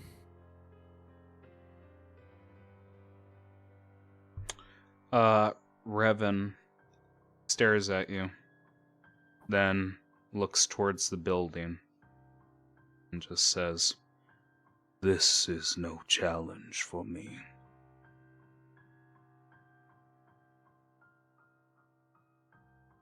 Right, I'll go in through the top, the rest of you through the front. And Revan's gonna start walking up going to like the most obscure part of the building that he can find that's facing away from the rest of the city. And Mhm. he's gonna start climbing up one of the towers. Do you have climb speed? Yes. Okay, you do so.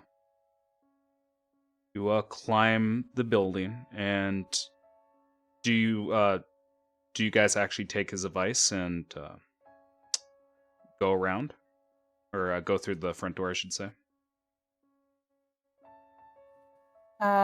No, because that wouldn't be my style. I'm sorry. Okay.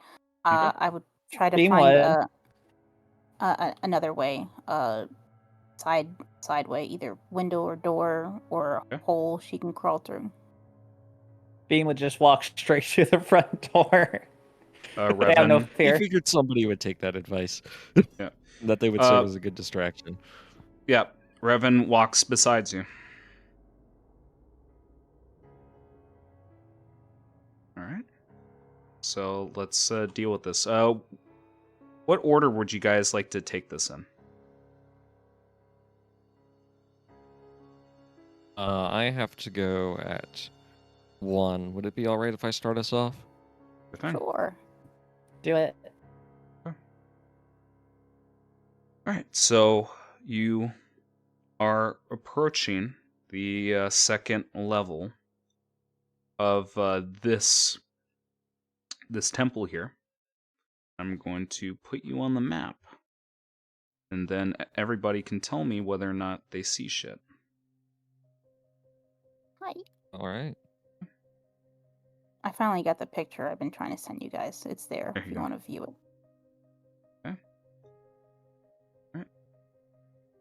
Okay, let me adjust that really quick. Always one that I forget to turn off the fucking token vision. Alright. There you go. This is what you see. We'll Alright, describe I this in see. detail. Alright, everybody else viewing? Yeah, Like this moving? thing is huge. Ooh, I love it. Okay, so let me describe what you see on the second level. You see a what the fuck's the name of the piano in the church? Help me out here. Organ. Yes, you see a gigantic organ as a hallmark for this floor. In the center of the room, there is a gap, or I should say an opening where you can see the first level. Then to the far north on this map, I'll ping it, you see a gigantic sarcophagi that is within the room. I will say, looking below Revan, you see privates moving here and there. Around the sarcophagi, you do see a dwarf trailing their finger across the workmanship of the sarcophagi and taking notes. What do you do? There are windows here. Are they open or are they just like flat windows that can't be opened? Flat locked? windows that cannot be opened. Alright. Mhm. Well, I'll represent the dwarf on the map here. I would Yep. like to roll, if possible, to stealth and try and stay hidden. Okay, please. And you're also on the second level? If I found a better way aside from the front door, then yeah, I would do that. Well, we'll say that you're on the opposite side here. Okay. Please Oh, roll this is stealth going check. to be a very funny interaction. Have fun with your stealth. I've got a different plan. It's okay. I don't even want to be seen by you guys, so Mhm. I'm hiding from everyone. Look at what we're looking at here. Okay, you were definitely hidden. All right. Atlas What do you is do, used bud? to the Marine doctrine. Shock and awe. Yes. Oh. So you break open the window. Yeah, he's going to smash through the window. You smash the window, and at the same time, just below you guys, you hear the doors open up.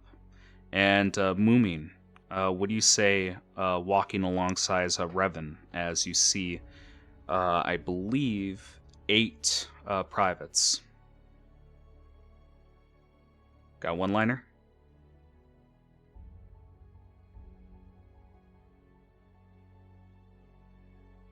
Moomin? Oh, I'm trying to think it out. Okay. Essentially, they see me walk in. Mm-hmm. They're not very creative. They're very much just stare, look, and go, "Where's the box?" Where's the box? I like that. You know what? That is so simple that I think you and Revan say it at the exact same time. Where is the box? Okay, let's put you guys on the map as well. And we're gonna roll for initiative here. Put you on the map along with Revan. Slap me on here, coach. Yep. Put me in, coach. Okay. And I will roll initiative.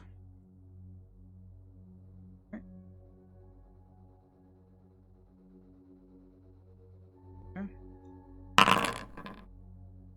Okay, and let's switch the maps.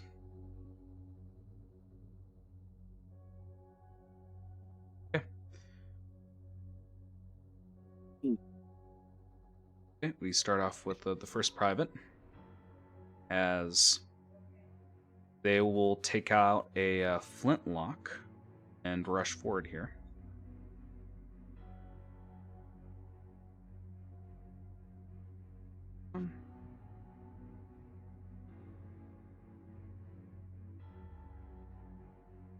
It's at 30. Nope, one back. And the distance between you guys, because this fucking place is massive, are 30 feet. I don't That's think just you outside guys are visible close range. enough. Yep. 90 feet, yeah, you guys are right outside of range. So it will hold its turn to shoot you. Okay. Ugh. This one. Close, going around the corner. And they're going to take a shot at you, Moo. This is going to be 2 shots.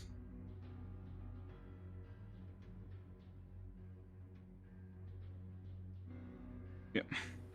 Be aware, you engage combat, I take your head. It's just Raven and Moo that roll initiative right now.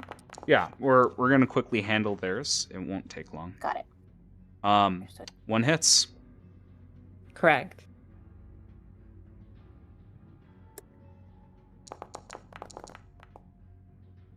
Okay. Does 9 damage. I will apply it to your character. Ouchies. Alright. 1 second.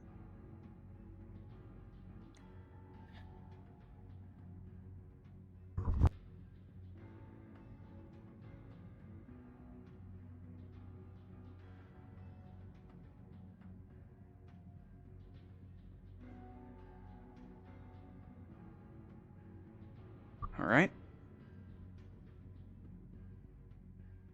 Come on, stop freezing on me. There we go. Yep, I got applied.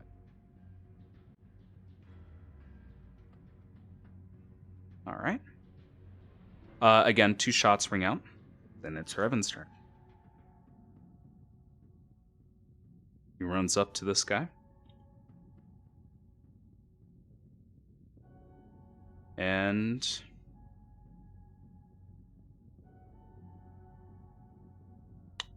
does an unarmed strike. And I'm not going to bother rolling damage as he grabs their throat, and you hear a sickening crunch from their neck being snapped and thrown to the side. This man is dead, and the window shatters as he throws him out. Switch to music. Is your turn, Moo. They will move there. Okay. Pull out from the quiver a javelin of lightning. Okay. And looks to the 2 standing in a row right here. Yeah. And will activate the javelin as you just see it scream with lightning. And instead of making an attack roll, I just throw a 5-foot wide lightning bolt towards the tail. Okay. And these 2 right over here. On the top areas. Yep. Explain their death, because even if they succeed, they would die. Essentially, what they would see is this thunderbolt that just comes out from their quiver, and as they get struck through, it just explodes on the spot behind the person as suddenly the spear comes back into their hand, and they just put it back into their quiver. That's because you moved within range. This creature is going to attack you with its flintlock. Hang on, disadvantage. Nope, 95. You're just outside the range. Jesus. I was trying to aim. I was trying to aim the lightning bolt somewhere else, but it wouldn't. I know where it hit. Let's take that shit off before I have an aneurysm. All right. What else do you do during your turn? Well, let's see. I forgo one of my attacks. So what I do is that I essentially... Well, I can't really do much except for the fact just having my other weapon ready, because I can't throw another javelin. It requires me to be able to pull one out again, and I already pulled it out before, so I have no more actions. Okay. Rest of the pirates' turns. This guy will come up and try to shoot Raven. All right, 2 shots, straight rolls. Hear gunfire ring out. Ooh. One's a natural 20. Let's do the damage quick. Jeez. Come on.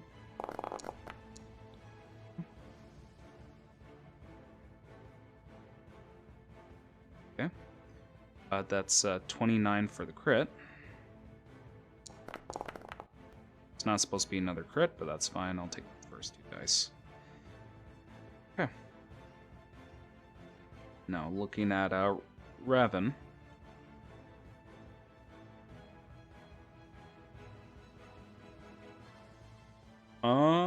He's going to deflect the attack.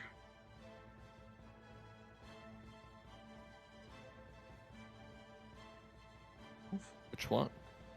And plus 21. The very first one that hit him. So I'm gonna do whatever one hit first.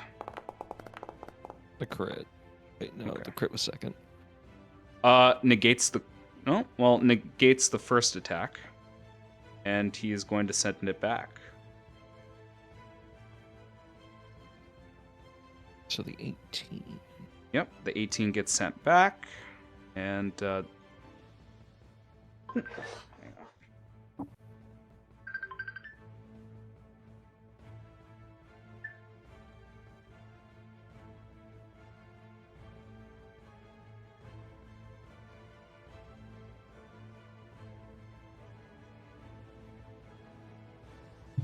All right. Okay, what the fuck was I doing? Yeah, negating the attack, he needs to make a dexterity saving throw.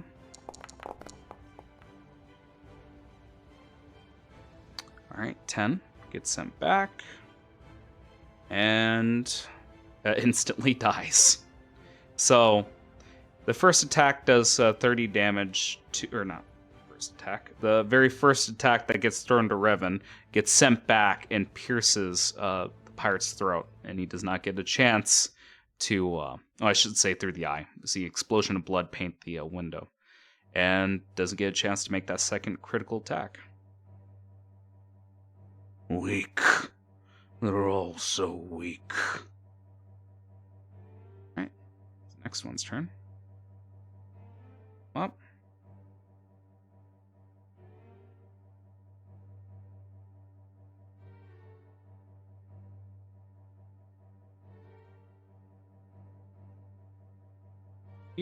Gonna make 2 gunshots with disadvantage.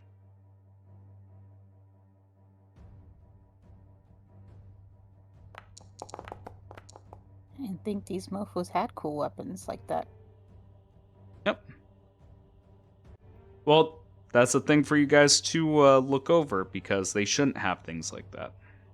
Oh. Mm-hmm. Because we have special lore with These, firearms in this world. Okay. That's 2 hits. Both of them hit. And he There's doesn't have special a lore with reaction. firearms? You never told me about the special gun lore. Well, you're going to figure it out. Okay. 23 and 12.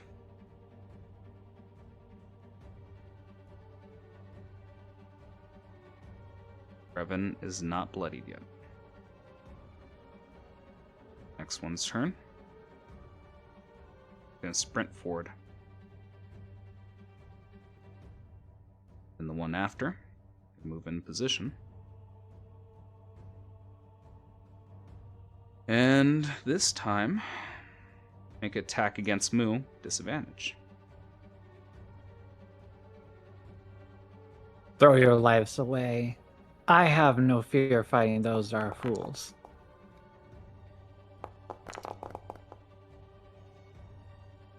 Okay, 12, 12. Yep, both miss.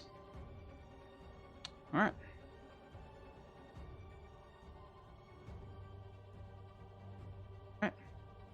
Ends the first round, and we're going to move back really quick to see what's happening on the second level.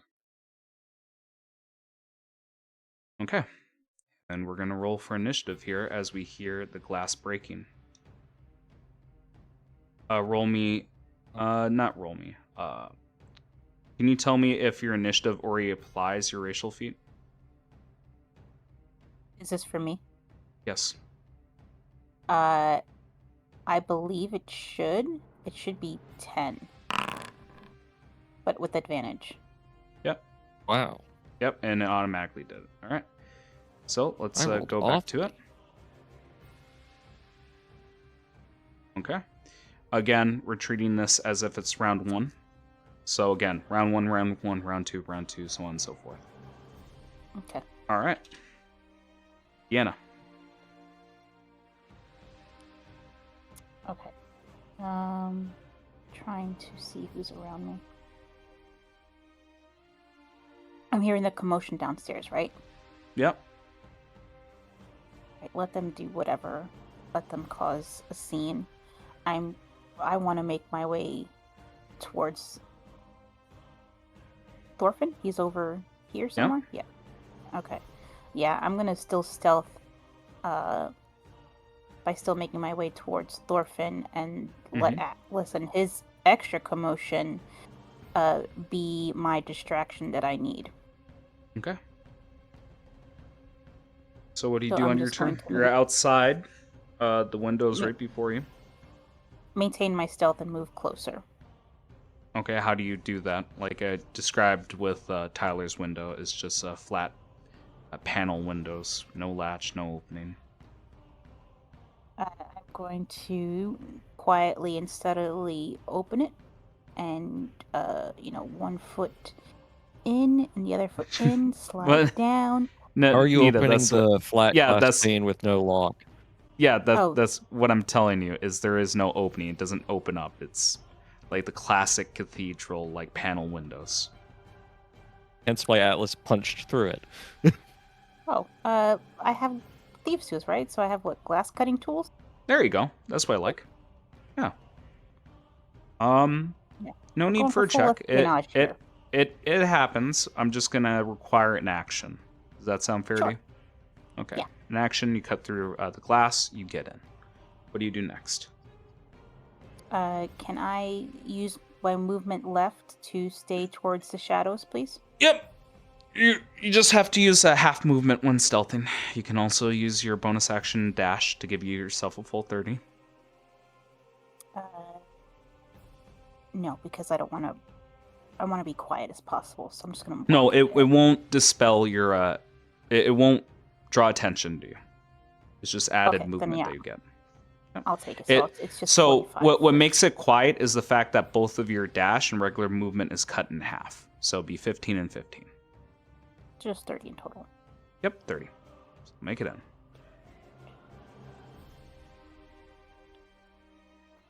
Stay. I'll take 25 and stay in that corner. Mm-hmm. Okay. All right, that's me. And now it is Thorin's turn. As he heard an explosion of glass. Oh, Jesus. Wait, fucking why am I Chris. right here? I was like, look at me go. I have a climb speed, not a fly speed, Gray. Mm-hmm. Okay. And dashing forward. Weapon drawn. Moving forward. Atlas, it's your turn. I presume I've been informed about who Thorin actually is. What they found out inside the Yes, we can warehouse? hand wave that. Okay. Ugh. In that case, Atlas is going to do the same Mm-hmm. and dash forth. That's going to be, well, okay, 35, 55, 60. And then upon locking eyes with Thorin, I also want to measure the distance really quick for something here. How many feet away from me is he? 65. Okay, just outside of range. Damn it. Mm-hmm. He's going to point towards Thorin and say, I'm sorry things have to end for you like this. I heard you were a good soldier. I'll see you get a place in my new world, but you die in this one today. Mm-hmm. I mean, we are looking for a box. I don't know why murder, but fair. Mm-hmm. Evil. Well, it's more so like this guy's not gonna let us get the box without a severe fight, so killing him's the best way of preventing that. Yep. And that is unfortunately going to be where I end my turn. Oh, no attack roll? I can't attack him from this distance. I had to use Okay. my action to dash, Okay. Let's repeat this round and I one more don't have time. anything like bonus action. Deanna, what do you do? She quietly cuts the glass to enter. She sneaks on by to the sidewall, hearing the clatter of downstairs and Atlas's glass smashing. She just kind of is waiting for her opportunity to strike Thorfinn Yeah, you can. and using Atlas as his Yeah. distraction. You're Her fully distraction. hidden, and his direct attention is towards him. What do you do? I'm gonna still make my way, so I'm gonna use all my movement to Yep. You can use Dash your main behind. action dash as well to give yourself a extra half movement. so 30 feet. Still Mhm. sticking close to the walls at this point. Yep, happens. Keep in mind you have to calculate going around the wall. So yeah, right there. Yeah. There we go, 25. Did I go up? That's 30, right? Yep. That should be Yep, it. that's 30. Okay. Cool. And you still have an action.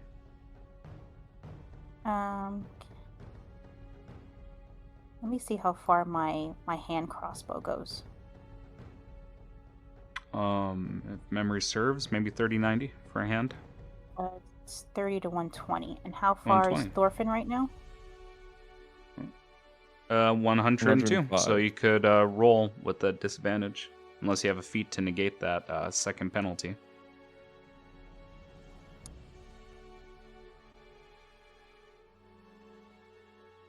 He's over 120? No, he's 100 feet No. away. So Okay. after the 30 point, it is a disadvantage. Once it's past the second threshold, you can't shoot. Got it.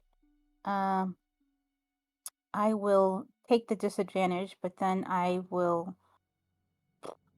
Where is it? Is it my Skulker?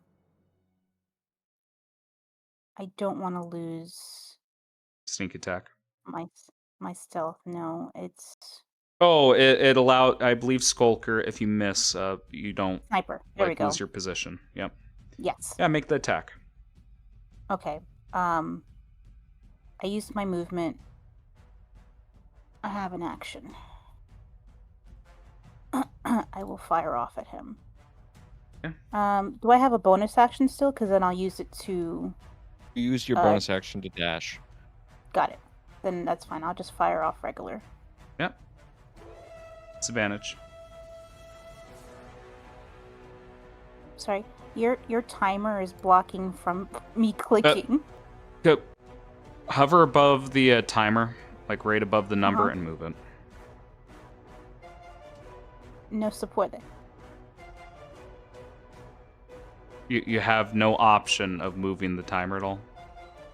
No, none. I'm clicking it. I'm not getting anything. You have to go to the very, very top of it, and then you can click and drag. I'm trying. There's no very top of it for me. Oh. Finally. Okay. Get out of the way, timer.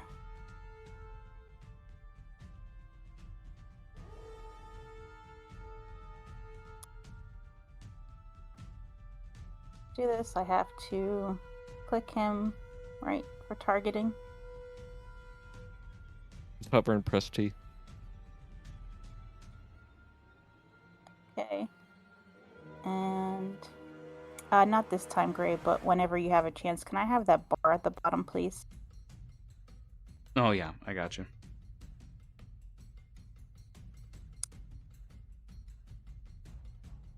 Yep, let's see the attack.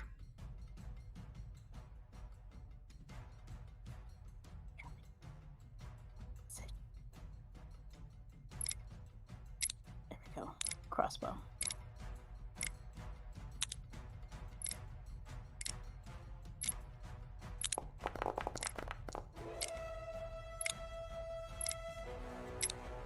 Okay. 17. Does 17 hit? Yes, it does.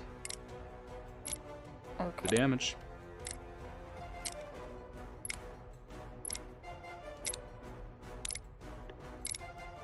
It didn't do the... Give me the... Oh, there it is. There Yep. it is. Damage.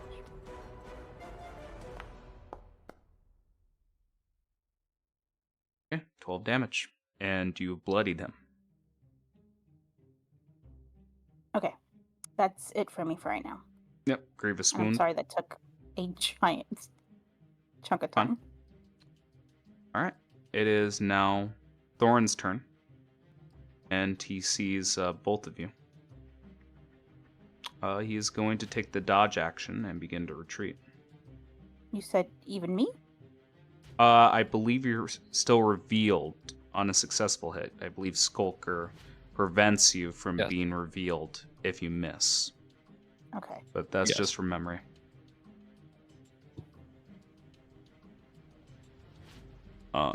If that's not the case, I'll readjust his action. But for No, now, dodge action, You're good. retreat. Yep. Atlas, it's your turn. I wasn't expecting you to run like a coward, and he's going to move up to 30 feet.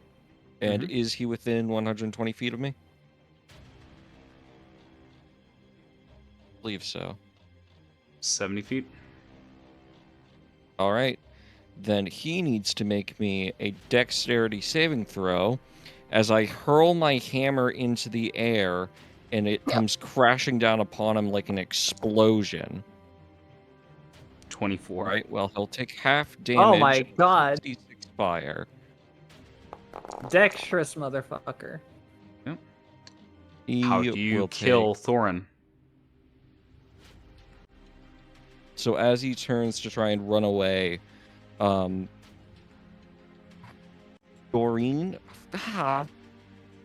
Thorin. names, damn it, Diana. I was thinking Diana. Diana watches as Atlas starts swinging the hammer around his wrist by the like strap of the handle, a lot like Thor. And as he swings it, you can almost hear a pulsing, and there's a bursting of like heat coming across the entire room. As he swings it faster, faster, faster. You watch as the hammer starts to glow and split apart, and he pivots in place, swings it back and across his body, turns fully, hurls it into the air, and it hits the ground with a fiery explosion, like the sun just went off in your face. And Okay. Thorin, despite mostly avoiding the blast, is turned to ash. And a doll falls from his hand, singed with fire. I'm not going to do play-by-play on the first level, Moo. Just tell me how you finish these guys off. They don't rage. They don't need to do anything like Nope. that. It's simply just like they're a ball of like muscle that just kind of like chucks more of these lightning spears at Mhm. people that are far away, and those that come close, they just simply stab them with the Triton. If they get pinned, then they pull the Triton out and do a finishing blow, and then continue on forward till. Mhm. Well, essentially, they only go after the people that essentially are attacking them, but that they're at this point where everybody's engaging in battle and they're just taking it as initiative, like, all right, everybody's coming forth. Let me come forth and take you all. Okay. Everyone move yourselves in position here, right in front of the sarcophagi. We'll say that you guys eventually make it upstairs. There's bloody footprints as you guys, your feet echo going upward. There is a black sarcophagus before you. What do you guys do? We're supposed to get what's ever inside of it, right? Mm-hmm. I'm gonna check it for traps. You do so. 10 minutes go by, and there is nothing. Open it up, grab what's inside, and get. Who opens it up? As pale moonlight comes through the window, and we see a full moon outside. Deanna's going to, as she finishes checking for her traps, she'll look over to Atlas and Theme and give like the nod for like go ahead and move it because it's heavy, Mm-hmm. and then she'll step back from it.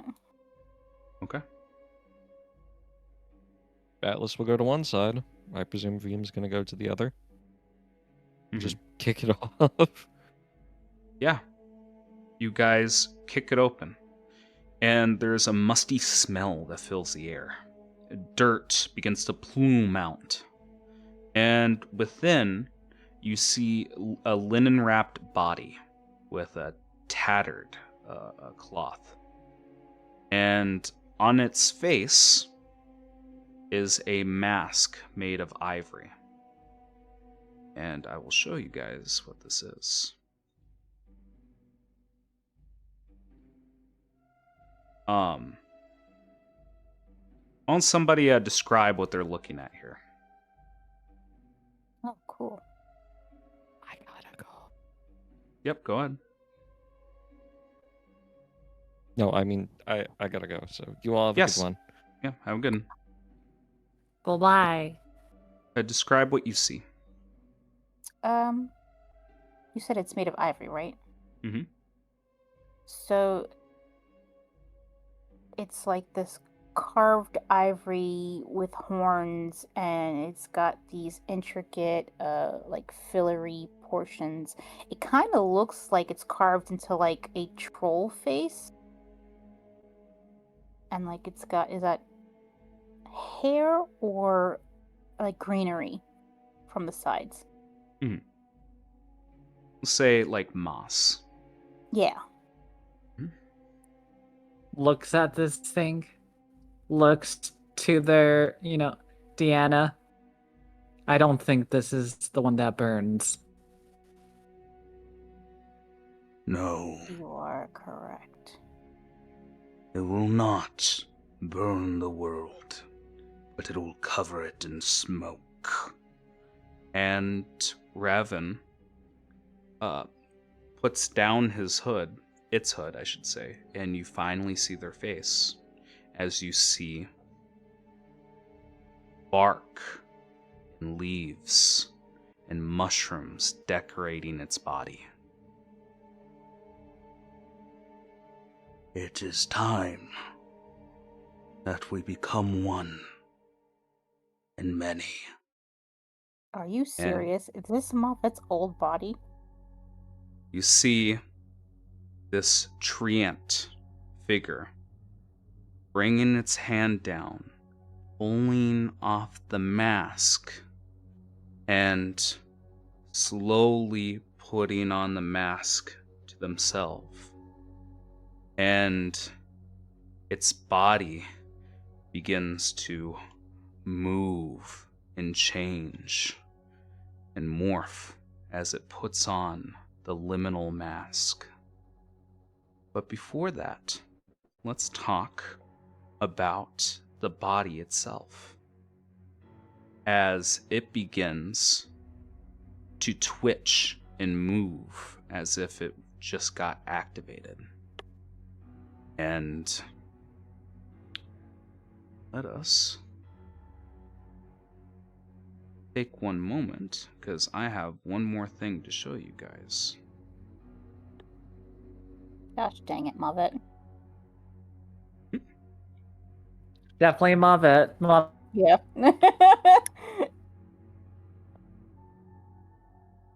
Right. Okay. Decided with this. Okay. I got to just quickly add this.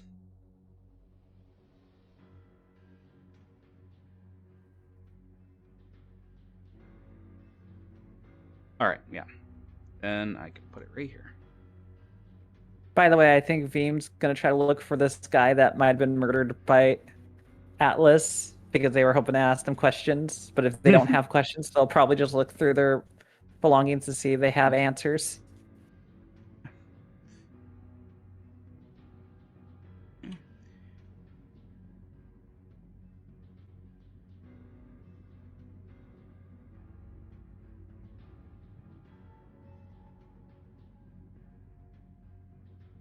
And I think I can finally show you this.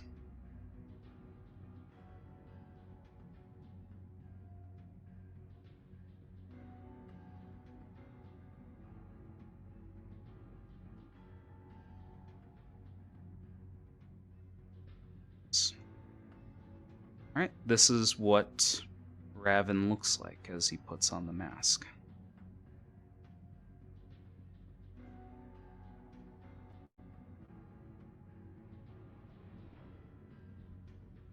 Puts it on his body. The mummified creature within the sarcophagi begins to twitch and moan. And you just hear a scream as it goes, Alphonse! Screams a name into the air, and it begins to rise with a swarm of locusts. And it looks feline in nature. This is what you're looking at as it begins to rise into the air, again, glowing eyes. Oh, And pretty this kitty. black fur. And we are going to finish off this session with just one round of combat. Ruh-roh. Count.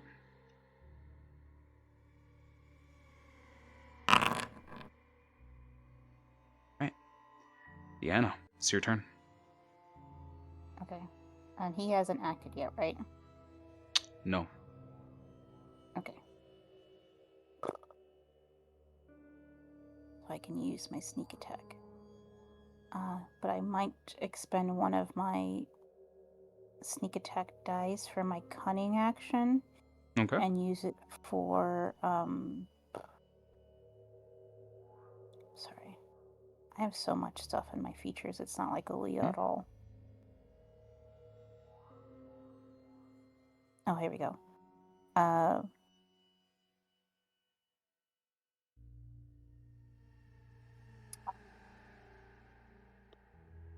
Dude looks monk-like, but we're gonna try and go for it anyway. Mm-hmm. So I'm going to... How far is he from me? I can't tell you. Measure it quick. 25 feet. Okay, I can make it to him. Actually, I take it back. I will use one of my die to withdraw without provoking opportunity after I attack. Okay. So instead of 66, it'll be 5d6 for my sneak attack. Mm-hmm. And I will use my bonus action to coat my dagger of venom. I'm sorry, bear with me, Gray. No Because problem. I'm playing Marshall now.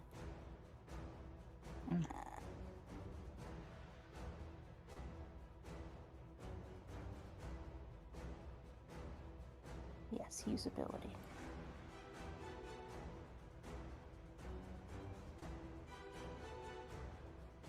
Did not let me do it. Okay, redo. Attack.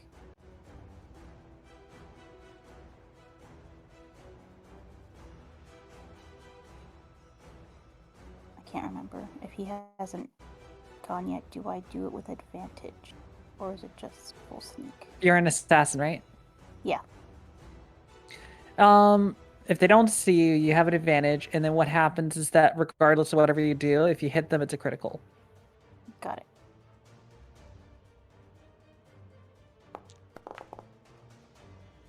During the first round, you have advantage on attack rolls that haven't had turn. If Yeah, it that's has what sneak I was attack, it looking does for. extra damage. All right. Okay. That was a 24 to hit. Okay. I will roll my damage, 24 to hit. Yep. and then I will roll 5d6, unless it does it automatically for me. One count on It it. does not. Alright, so 1, 2, 3, 4, 5. Instead of 6, so I can withdraw. So that's my sneak Damn. attack. 7 plus 8. Then they would need to roll the D8 Constitution for the poison, and I think it's 2d10 if they fail of poison damage. Poison. Poison condition or poison damage? Both. It would be, for this particular one, I can't use it again after that, of the damage. So if they fail, it's 2d10 poison damage, and if they fail their con, they take the poison condition for 1 round. And It passes. So it be what it be, and then I'm going to attack again with my offhand dagger. Okay.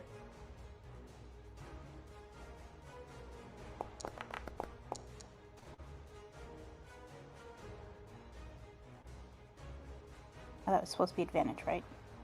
Yep. Just roll one more time.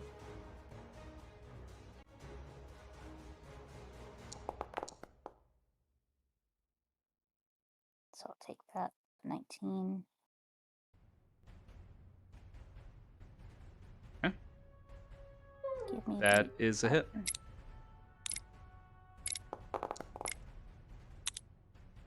Okay, 22.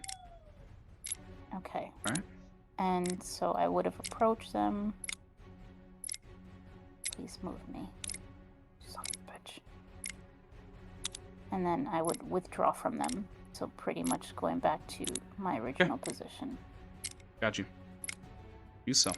And that's it. I'm so sorry. That's It's fine. so much for her to do. Before your turn, I'll take a legendary Uh-huh. action. And this is Got going to it. be No towards the problem. person that dared attack them. Yes. It looks at you, and you hear pure agony in this word. as it screams, Alphonse! Towards you. I need you to make me a Constitution saving throw. Okay.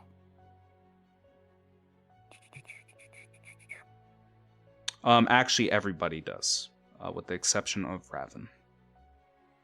Okay. So I need you to make one as well, Moo. And keep in mind, this is a Okay. very important roll.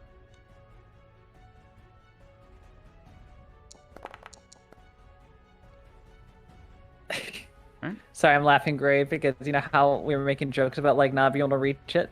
This Mhm. timer, I Mm. took everything that used to do before. It's not letting me around it. Girls. I had a problem too. Ugh. And I've been fiddling with it this whole time, being like, I can't be this like struggling.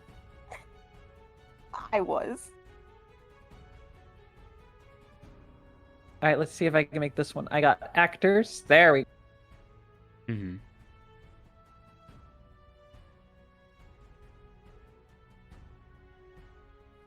And if it opens up, there we go. And Constitution, you said? Yep, Constitution saving throw. Very important roll.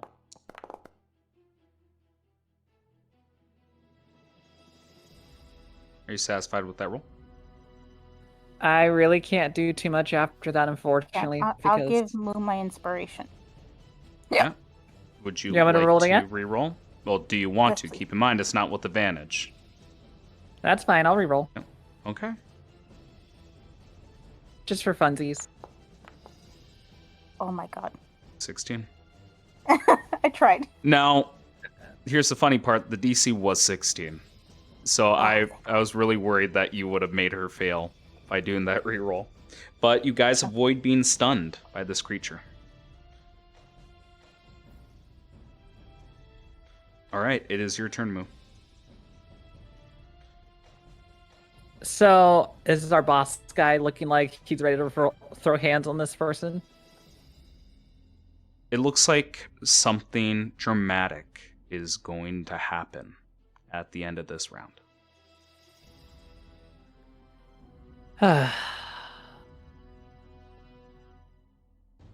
She will walk forward to this creature.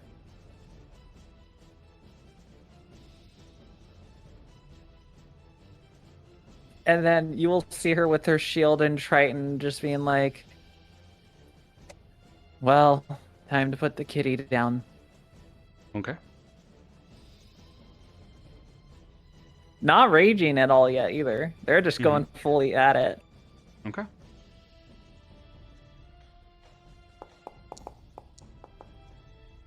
That should be a miss.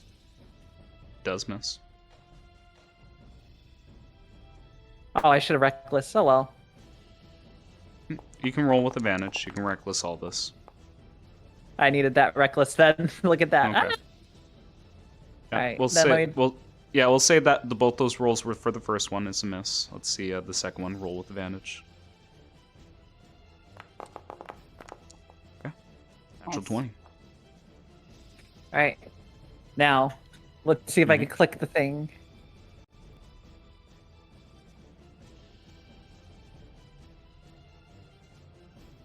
Oh, one thing I forgot.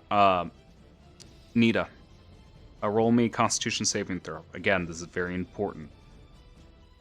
Okay. And as well as you, Moo. Make me Constitution saving throw as you try to attack this creature. Well, you not try, as you hit this creature. You said con again. Yep, this is, again, very important roll.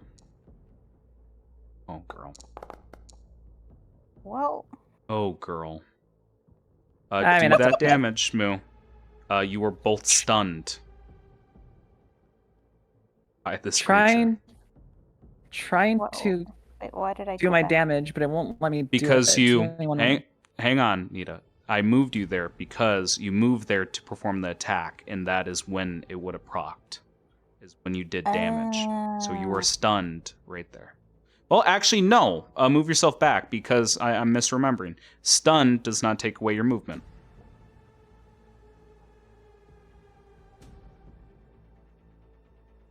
Anyways, let's see that damage, please.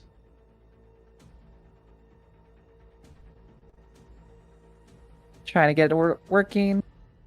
Mhm. Oh, and yeah, no, I want you to remember, Gray, just unfortunately, stun does affect movement. You're thinking incapacitated. Wait, I'll go back there. I'll look All right, at here it we as go. we're going around here. Stun gives the incapacitated condition. But it also affects movement. It doesn't. I'm looking at it. Incapacitated, saving throw, attack. That's it. Yep. They wanted to make a clear distinction between paralyzed and stunned. And the distinction is paralyzed, you can't move. Move yourself back, I see Nita. it now. Jesus. Back, forth, back, forth, back, forth. All right, 13 damage. It's applied. Okay. I'll also add a flaming strike to that ability. So basically, I'll use one of my charges. So that'll be another 1d10. Yep.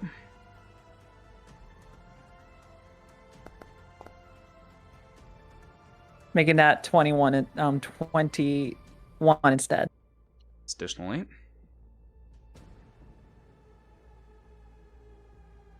Okay. All right. And is that the end of your turn? I'm not gonna use my bonus actions for anything else. They're just ready to take the blows. Okay. The end of your turn. It uses its last legendary action to do a fist attack. Rotting fist against you. That should have been with advantage. Let me roll one more time. Okay. It's 22, 25. Take 25. That's a hit. Yep. Oh my god. That's 18 damage. I'll apply it to you. Don't worry. Nice.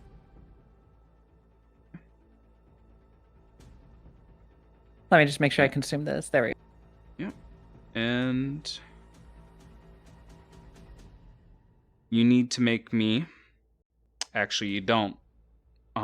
Just as a reminder, some of the monster stat blocks I use are not updated to the 2024 rolls, and like I mentioned with previous bosses or even monsters, if a attack roll has a saving throw in it, and again, this is a little bit of my leeway here whether or not I want to roll it. For the most part, I am disregarding saving throws.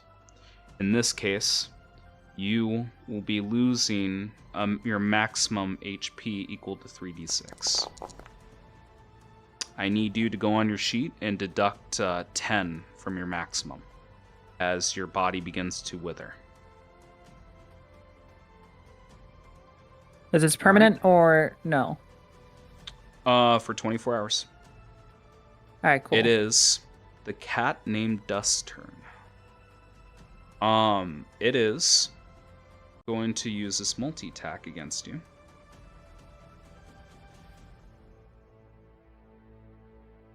It is going to make a straight roll.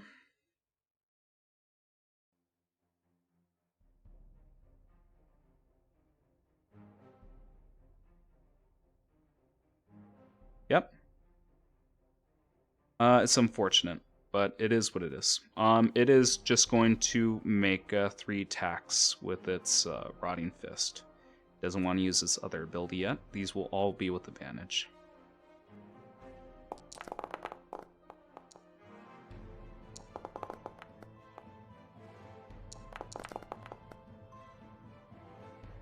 I believe all of them hit. Yep. Okay.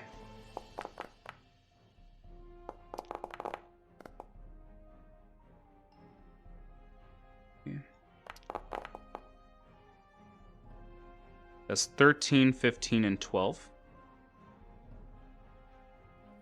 Ouchie. Yep. That would be 40. Yep. Is this where we start to go crazy? Yep. And I'm just going to mass roll all of the reduction here. It's going to be 9d6. Reduce your maximum by 32. Currently at minus 42 now. Minus 42. I'm still fine. Yep. Okay. That is the end of its turn.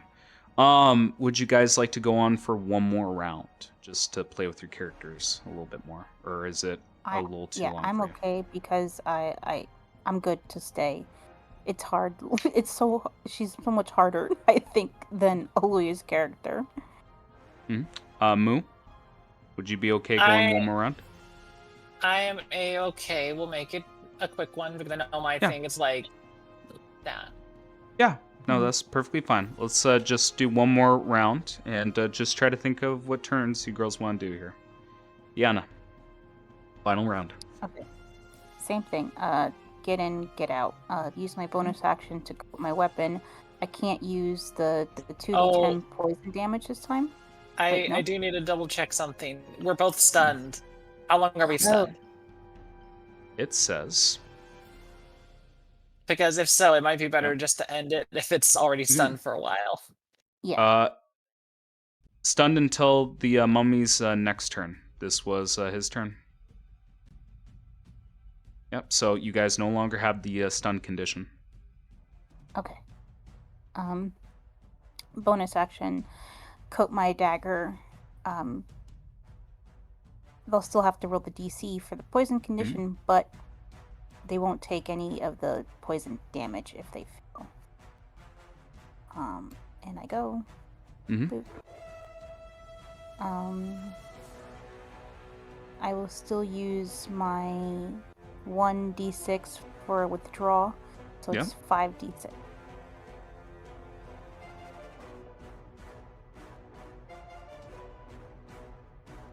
Do so.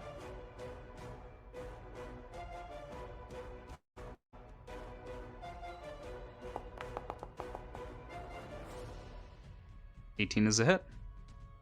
Okay.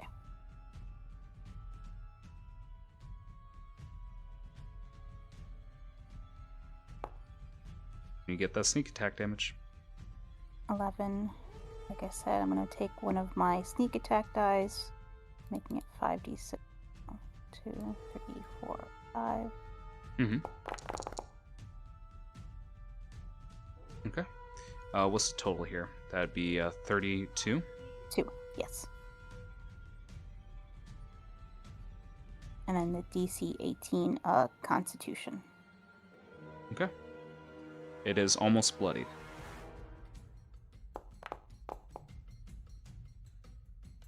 Succeeds with a 23.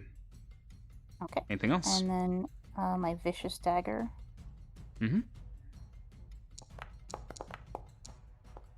Natural 2 for 12. That's a miss. Got that. That's fine. And then move back. Doing that. Stop doing that. All right. You do so. Okay. All right. And that's it. Moo. It's your turn. Let's see. Let's do a quick legendary action. Rotting Fist. It's just going to try to fist you the entire time. Make a con saving throw for me, Nita, for those attacks. 2? Okay.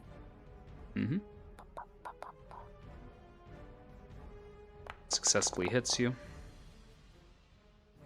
All right.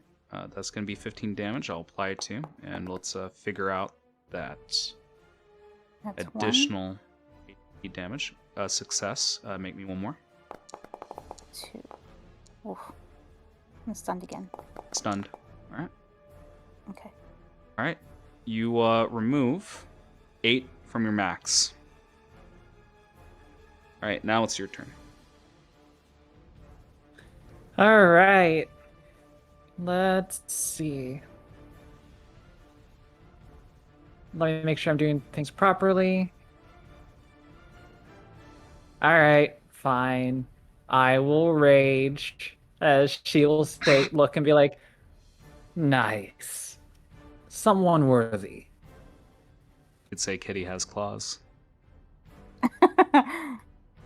As my bonus action, It howls at you. and I howl at it back as Mhm. suddenly a burst of fire just comes forth into its mouth. Yeah. Oh yeah. Let's see if it keeps track of the rage, because in this case it should be additional +3, if I'm looking at it correctly. I'll apply it to you. Hang on. There we go. Rage has been applied. Cool. And I will just begin to stab once more. Okay. But as that bonus action starts, it automatically takes 4 fire damage. Okay. No saves. It just takes 4 fire damage immediately. Takes 8 actually, as its linens begin to catch fire. Oh, does that mean then when I did my fiery strike, it took an additional 8? Because Well, that was fire. Yeah.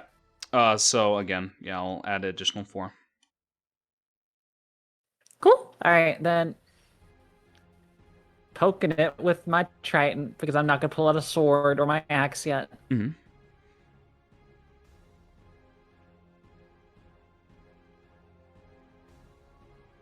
And since it's reckless, I'm going to use that advantage. Okay. Hit. Oh, I should just be rolled making both. con saves for the topple. It's important. True. What's your DC? The DC, it says based off your strength, right? Let me take a look. Yep. So 8 plus strength plus 4. 17, times. if I remember correctly. 17. Yep, it's still up. I'll see that damage. Then I will do one with the fiery strike, so it's going to be additional 1d10. So let me just roll that damage.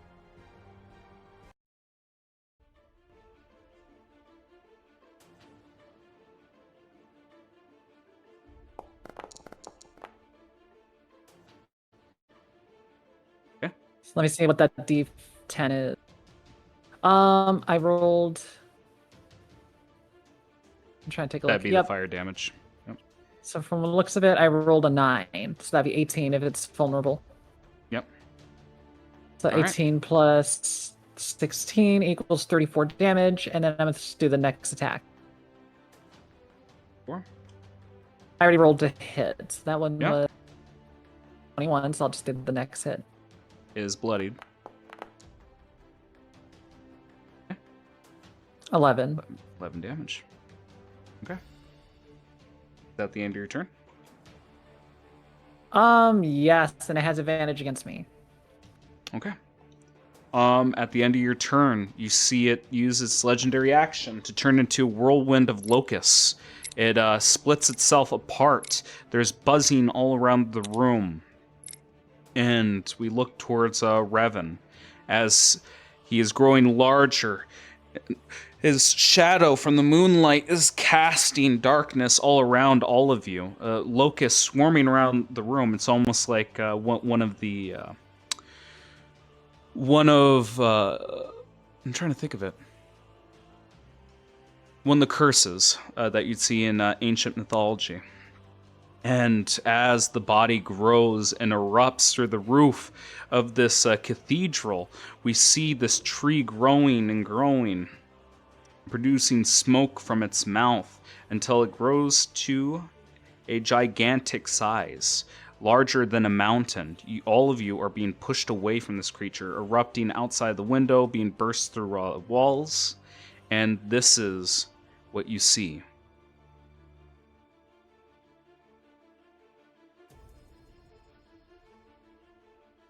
Would someone please describe the picture you're looking at? This huge figure in like this moss type cloak. I think a human might reach its ankle. And then it's got the mask with the antlers on. Mm-hmm.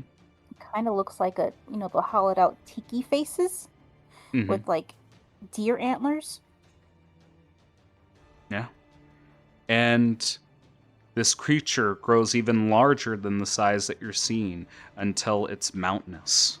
And you see it traveling from the cathedral into the Azura woods. and its roots begin to travel throughout this entire forest. And as this occurs, you see that there's a ripple within tree holes, like reflections of different locations, different places, fires from hell, water from different planes. It is spreading, it is moving, it is making connections, and worst of all, is leaving behind pollution, smoke from this mushroom substance, and it begins to drown CordeRosa. It begins to drown the forest, and we hear it saying in the distance, echoing, "Be fruitful and become many. Come to me, Father, Father, Father." And we end on this cataclysmic event. Thank you guys so much for joining me today for this one shot. And we assert that we killed your dad.